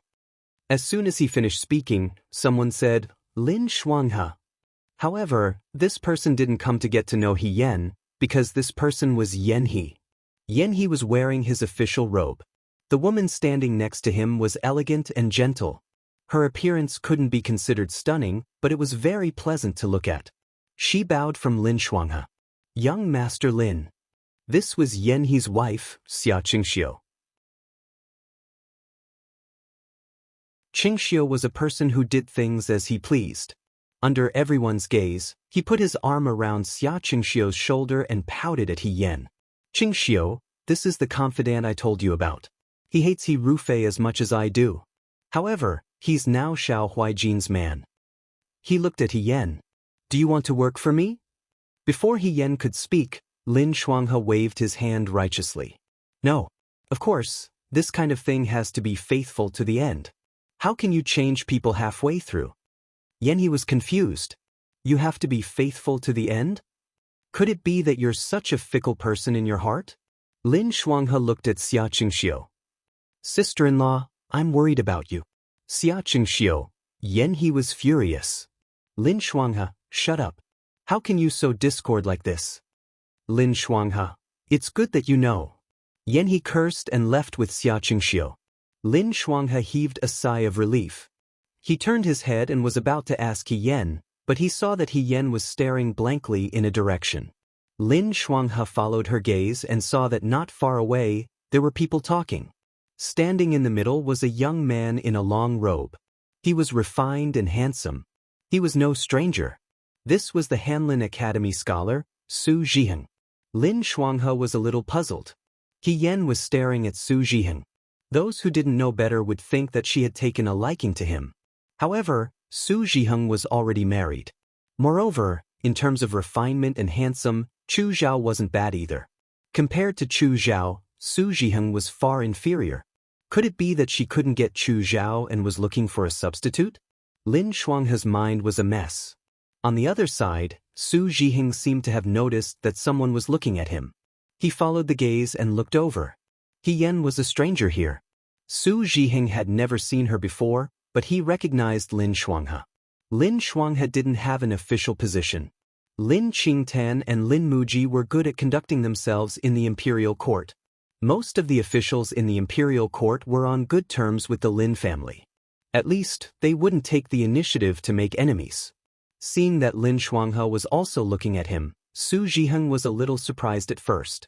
Then, he temporarily left his colleagues who were talking to him and walked over to Lin Shuanghe. "Brother Lin." He stopped in front of Lin Shuanghe and said warmly, "Long time no see." Lin Shuanghe recognized Su Zhiheng, but they were just acquaintances. They weren't familiar with each other. However, he was a shrewd person. He took advantage of the situation and said, "Yes, I went to Liangzhou for a while. Our Shuajing is still the best.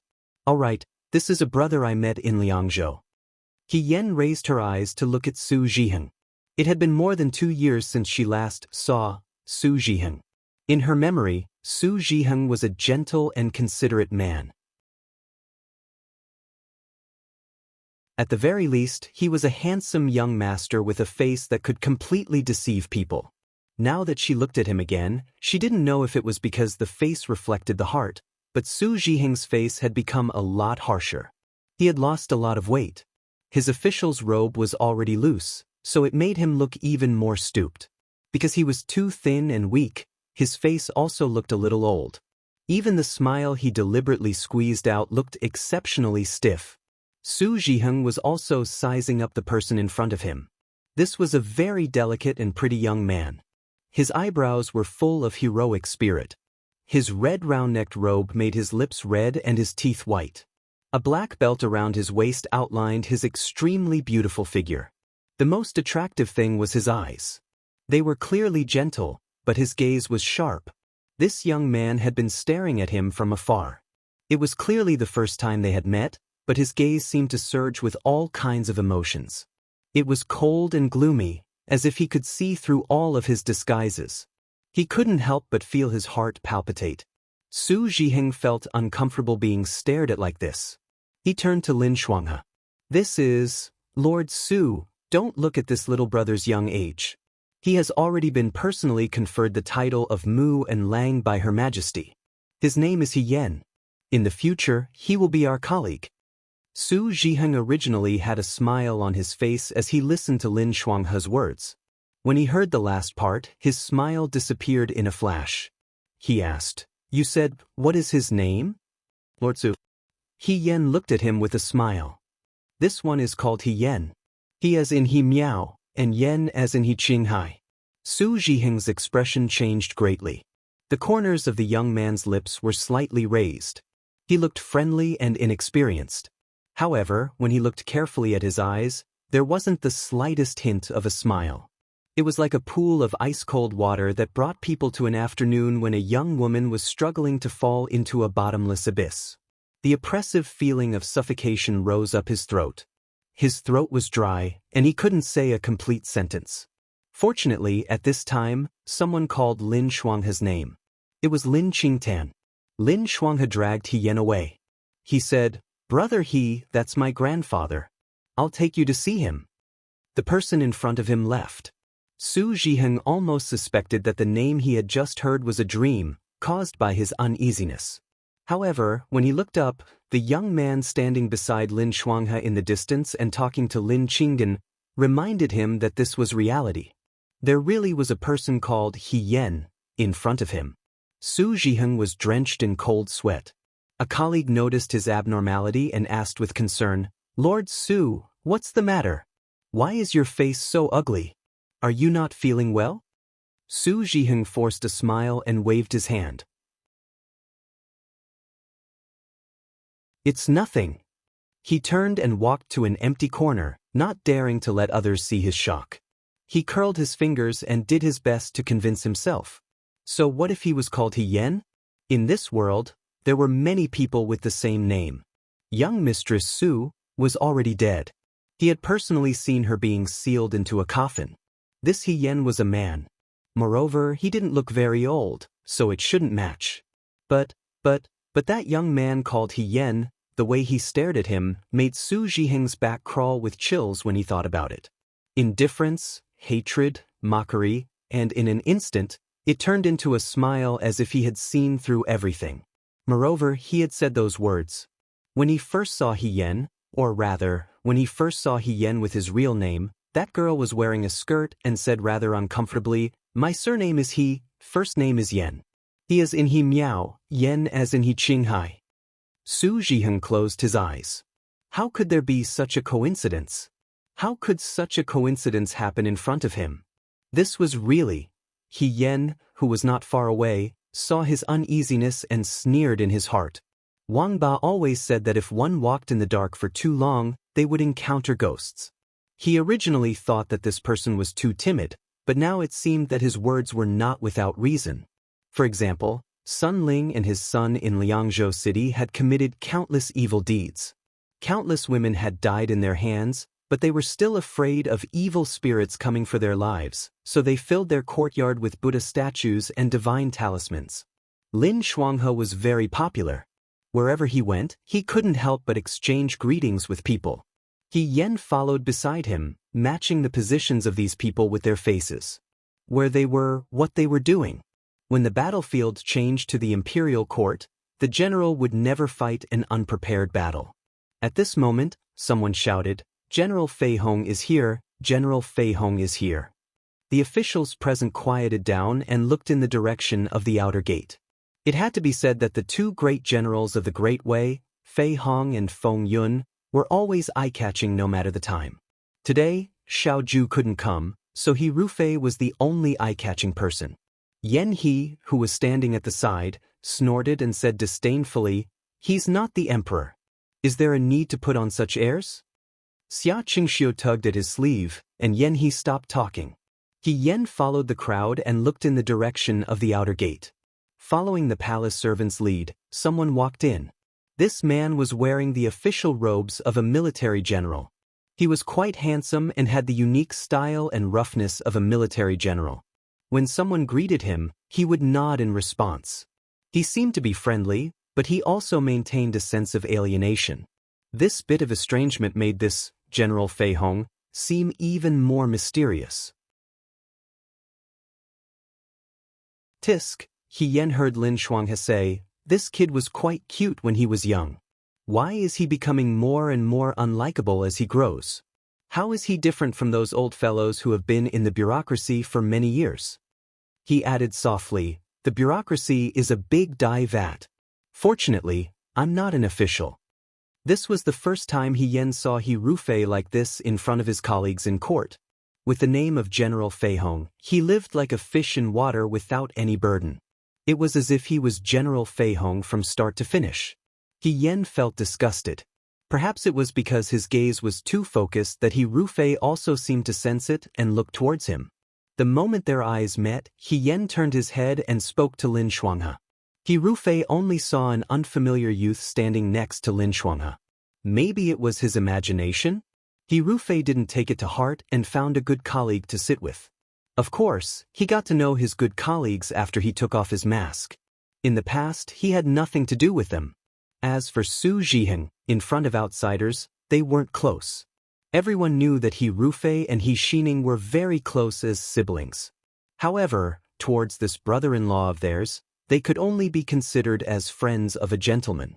After all, one was a civil official while the other was a military official. Even if they wanted to be intimate, there was nothing they could talk about. He Yan knew this wasn't the case. They were just people with a guilty conscience. They were afraid of being caught, so they did it on purpose. It seemed that they were very afraid of that matter being discovered. The more afraid they were, the more confident He Yan was. Lin Shuanghe said, "Let's sit down first."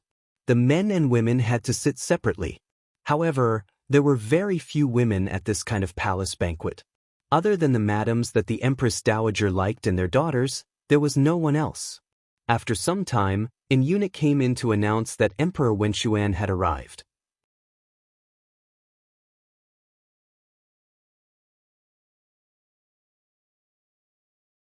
Chapter 200. This was the first time He Yan saw Emperor Wenxuan in his previous life. Emperor Wenxuan had reached the age of knowing his destiny, but he looked younger than he actually was. His face was ruddy, and he was neat and tidy. Although he wore a bright yellow dragon robe, he did not look as majestic and domineering as He Yan had imagined. He even looked kind and benevolent, like a kind elder in an ordinary family. He did not put on airs. After arriving, he sat down in the high seat, indicating that the officials did not need to be reserved. Sitting next to Emperor Wenxuan was Empress Zhang. Empress Zhang and Emperor Wenxuan were husband and wife when they were young. Their family was prominent, and the late emperor made her the crown princess. Empress Zhang had a son and a daughter. The current crown prince Guang Yan and Princess Yuchan. Princess Yuchan was already married, but she was not feeling well recently, so she did not come to the palace banquet today. Sitting next to Empress Zhang was Imperial Concubine Lan. Imperial Concubine Lan was about the same age as Empress Zhang, but she was not as beautiful and round as Empress Zhang. She looked thin and delicate. She was gentle and did not fight for anything, so she gave birth to the fourth Prince Guangxua. Fifth Prince Guangji was held by a nanny and stood next to his two brothers. His biological mother was Imperial Concubine Ni. Imperial Concubine Ni was very young and was at the age where she was as beautiful as a flower. She was arrogant and domineering. She was originally selected as the legitimate daughter of a local official, but because she was pregnant with the emperor's child, she rose up the ranks. However, Emperor Wenxuan disliked her arrogance and refused to promote her to the position of imperial concubine. In the past 2 years, Imperial Concubine Ni had become more well-behaved. The second prince and the third prince were originally a pair of twins. Emperor Wenxian was lucky enough to meet a palace maid who washed clothes in the palace. Unfortunately, it was difficult to give birth to twins. When the mother and the children were born, all three of them died together. Emperor Wenxuan did not have many children. In an imperial family, having many children was not necessarily a good thing. There was only one position, and when there were many people, it was inevitable that some people would be dissatisfied and disloyal. Now that fifth Prince Guangji was still young, only Crown Prince Guangji and fourth Prince Guangshua had the ability to sit in that position. Empress Zhang's family was powerful, and the Crown Prince was the legitimate heir. Coincidentally, the concubine Lan did not fight for the throne. Originally, it was understandable that the Crown Prince would inherit the throne. However, the Crown Prince was a Guangyan with neither talent nor virtue. He had no achievements in political affairs, and his own household was a mess. Usually he only knew how to play around. In contrast, the fourth prince was a Guangyan with both talent and virtue. He had outstanding talent, a gentle temperament, and kept himself clean. The Crown Prince was so weak, and the fourth prince was so outstanding. Naturally, there were people who were tempted. Moreover, among the 3,000 beauties in the imperial harem, Emperor Wenxian loved concubine Lan the most. Although concubine Lan did not fight or snatch, no one in the imperial harem dared to look down on her. Gradually, the power in the imperial court was divided into two factions. One faction supported the Guangyan, while the other faction wanted to ask Emperor Wenxian to make Guangshua the crown prince. He Yen still remembered that when he was in Liangzhou, he vaguely heard people say that the crown prince did not like Xiaoju. Xiaoju led the troops to the Liangzhou guard. In addition to avoiding Su Jingfu's sharp edge, the crown prince also played a part in it. In other words, Su Jingfu and the crown prince Guangyan were most likely in cahoots. She thought in her heart, but her expression did not change. Fifth Prince Guangji was only 5 years old this year. Emperor Wenxian disliked noble Lady Ni for being arrogant and leading a good child astray.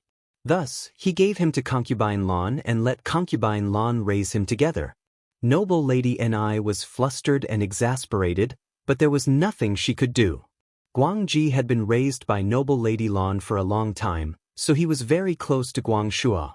At this moment he was sitting at the table, tugging on Guangshua's sleeve and whispering, "Fourth brother, Imperial Father said today that he has a happy occasion to announce." "What is it?" Guangshua smiled and looked at him. "I don't know either. You'll find out later." Guangyan, who overheard their conversation, sneered, "Fourth brother, Imperial Father likes you so much. I thought you knew all of his secrets. Why didn't he tell you in advance this time?" Guangshua did not take the crown prince's provocation to heart. His attitude was still gentle. "Your Highness must be joking." Naturally, the undercurrent on their side was noticed by those who were observant. Emperor Wenxian was getting older and older. Some things were bound to happen sooner or later. He Yen sat at the men's table. She sat closer to Lin Shuanghe and Xiao Jing, but slightly further away from Yan He. He Rufei sat even further away.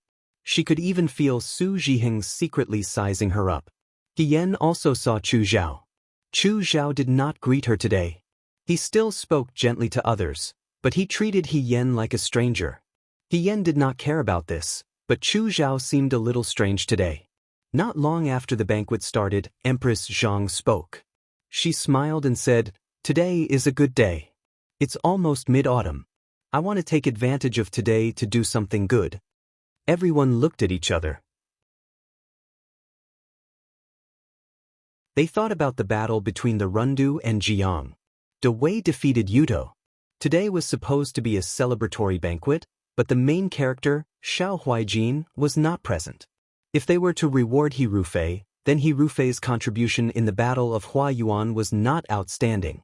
If they were to reward him now, not only would it not make people feel honored, it would also be insulting.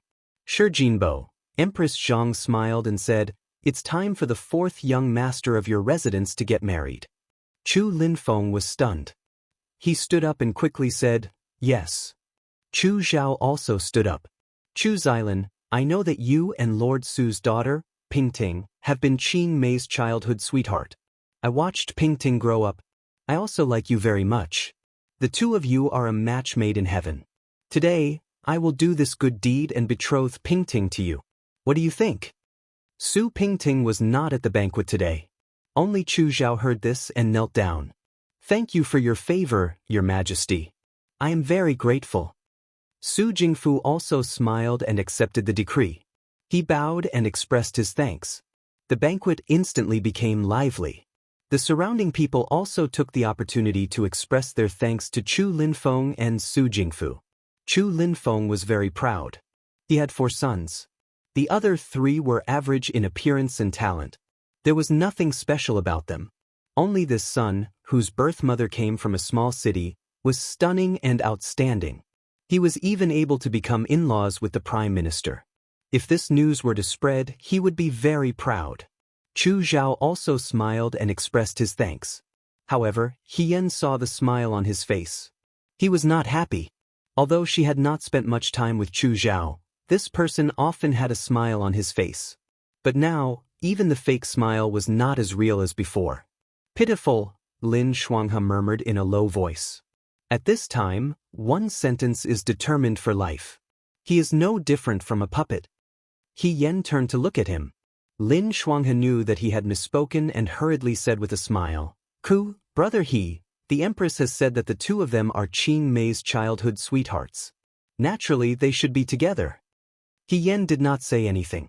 Chu Zhao and Su Jingfu's relationship. Although they were teacher and student, Chu Zhao often had to rely on Su Jingfu to do things. Since he had chosen this path, he had to give up something. For example, freedom. Everyone had their own choices. She felt sympathy for Chu Zhao's situation, but wasn't this also Chu Zhao's own decision? Because of this happy event, the banquet was no longer as formal and lively as before. Seeing this, Emperor Wenxuan smiled and said, "Since this is the case, Zhen will also do a good deed today." Everyone at the banquet was shocked. What did this mean? Could it be that there was another happy event? Could it be that they were going to witness 2 happy events today? Since His Majesty and the Empress had personally bestowed a marriage, it could not be a small figure? Guangji's eyes lit up as he looked at Guangshua. "Fourth brother, who are you bestowing a marriage to this time?" The Crown Prince also felt that it was strange. He knew about the matter between Su Pingting and Chu Xilan. The Crown Prince felt that it was a pity that Su Pingting, that girl, was born beautiful. However, he also knew that he already had a Crown Princess, and Su Jingfu definitely would not let his daughter be a secondary consort. As for Chu Xilan, he also needed to win over him. Therefore, he could only let Su Pingting benefit that brat Chu Xilan. Now, he had not received any news about the person Emperor Wenxuan was bestowing a marriage. Where is he Yen of the Liangzhou guards? As soon as these words came out, everyone at the banquet was shocked. Lin Shuanghe looked at He Yen in surprise. How? He Yen was not worried at all. He stood up and walked forward confidently. He knelt down and kowtowed to Emperor Wenxuan. "This commoner He Yen greets His Majesty."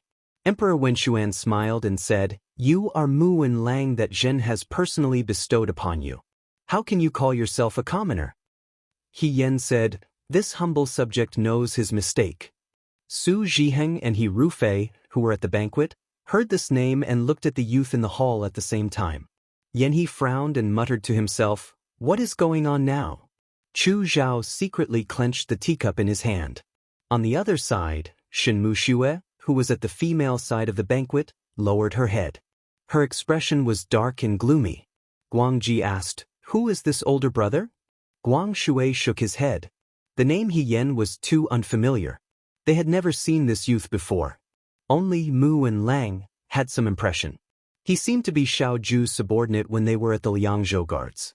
He was someone who had performed meritorious deeds together with Xiao Ju. "Zhen knows that you went to Jiang and the Rundu with General Fengyun. You were also there when Raida Muzi attacked the Liangzhou guards. The Jiang water battle and the Rundu defense were all your ideas.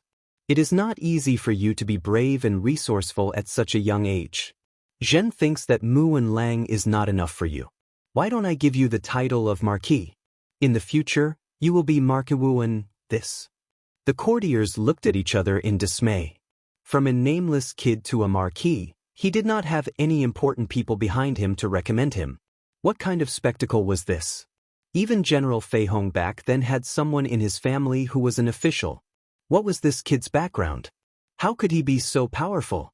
They did not see the memorials. Naturally, they did not know how the memorials from Jiang and the Runda detailed He Yan's crucial role in the battle. Emperor Wen Xian was a person who liked talents, especially young talents. This made him think of those geniuses in poetry and literature. To geniuses, the world and rules were restraints. This humble subject thanks your majesty for your grace. He Yan knelt down. His heart was extremely calm. What kind of luck did this kid have? Yen he gulped down the tea in his teacup and said gloomily, he rose faster than me. Lin Shuanghe was truly happy for He Yan. His face was about to burst into laughter. You can't. At this time, an abrupt voice interrupted. He Yan turned his head. An unfamiliar face appeared at the male side of the banquet. He Yan had never seen this person before. He did not look old and was wearing an official's robe. This man's face showed impatience. He lifted the corner of his robe and walked forward. He also knelt down in front of Emperor Wen Xian. Your Majesty, you cannot confer him the marquis position. This kid is a liar. She is not a man, she is a woman. As if these words were not shocking enough, this person raised his hand and pulled out the wooden hairpin that bound He Yan's hair. Immediately, a head of long hair flowed down. They clearly had the same eyebrows and eyes, but at this moment, they were as elegant and beautiful as a woman. The youth knelt in the hall. His expression was extremely calm, without a hint of panic. On the other hand, the surrounding crowd was like boiling water. They instantly became rowdy. What's going on? Is she really a woman? Didn't they say she was a Liang province guard? There are women in the Liang province guard? Is she really a woman? This is the crime of deceiving the monarch. At the banquet, Chu Zhao's gaze focused on the young girl's back. The hands hidden in his sleeves secretly clenched into fists. Yenny could not hold back. He stood up with a whoosh and shouted, how is this possible? When Lin Shuanghe heard that person say, no, he already had a bad feeling. When he said, woman, he almost blacked out. However, he still persisted. At this moment, if he was not careful, he would be labeled as an accomplice in the crime of deceiving the monarch. Lin Shuanghe pressed down on his arm, indicating that he should not move. Lin Shuanghe's lips moved. His mind was quickly calculating how to get away with this. Insist that it was only a boy with a feminine appearance? Impossible. At this point, the nannies from the palace only needed to come over for a brief examination to reveal the truth. Should he just say that He Yan's brain was not working well and that he mistook him for a woman and was spouting nonsense? That was not right either. If his brain was not working well, how could he deceive so many people? He had always had a lot of crooked ideas. At this moment, he could not think of a single one. He anxiously scratched his head, not knowing what to do. Su Zhiheng and He Rufei at the banquet, although they were sitting in different positions, when they saw this scene, their hearts could not help but tremble. They almost screamed out loud. Being called He Yan was a coincidence. A woman dressed as a man entered the army, received meritorious service, and was even conferred the title of Marquis. How could it still be called a coincidence? If there was a next life, it would be like this. Su Zhiheng was very guilty. His body trembled. If Emperor Wen Xian and his entourage were not here, he was afraid that he would immediately run away. This He Yan, who exactly was he? No one expected that a good reward would suddenly appear like this.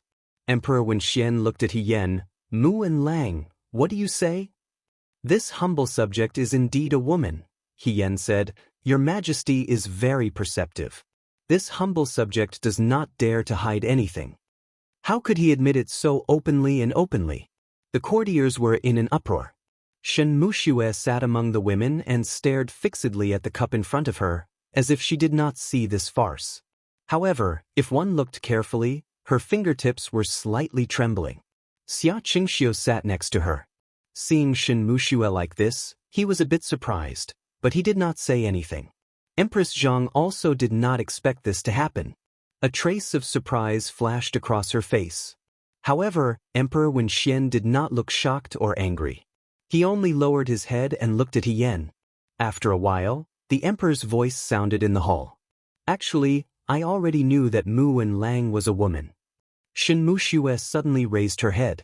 How could this be? Lin Shuanghe was also stunned. The courtiers were even more at a loss. After so many twists and turns, even watching a show was not as exciting as this. First, he revealed Mu Wenlang's identity as a woman. Now, the emperor said that he already knew that Mu Wenlang was a woman? What in the world was going on? Chu Zhao frowned slightly. Suddenly, he looked at Su Jingfu beside him. Su Jingfu had a kind smile on his face. He did not look surprised. Chu Zhao's thoughts flashed. He seemed to have caught a glimpse of something. It was Empress Zhang who opened her mouth and broke the silence. Your Majesty, you mean, the eunuch outside said loudly, General Feng'an has arrived. He Yan's heart skipped a beat. Why would Xiao Ju come? Didn't he leave the city? Wouldn't he come today? Emperor Wenxian laughed. What's going on? Let beloved official Xiao say it herself. He Yan's heart trembled. This seemed to be different from what she had expected. Why would Xiao Ju be involved in this? She clearly did not mention Xiao Ju at all. Why did Emperor Wenxian's words mean that it was related to Xiao Ju? Someone walked into the hall.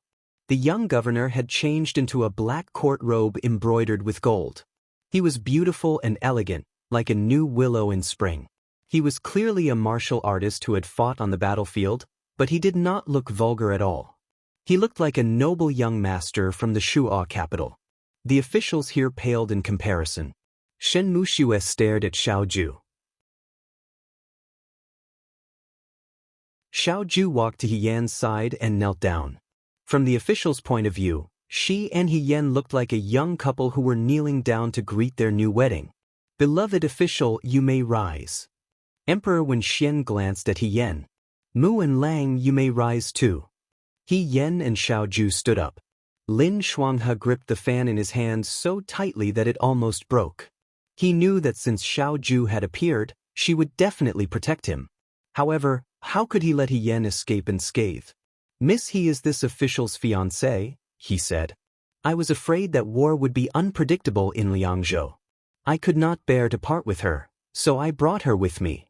However, I did not expect Miss He to be so smart and brave. As a woman, she was able to achieve as much as a man. Huaijin did not dare to deceive your majesty. He had already secretly reported the truth to your majesty a long time ago. Emperor Wenxian laughed loudly, as if he was amused by Xiao Ju's behavior. He shook his head and sighed. I always thought that beloved official Xiao would never marry in this lifetime. I did not expect to see the day when the iron tree blossoms.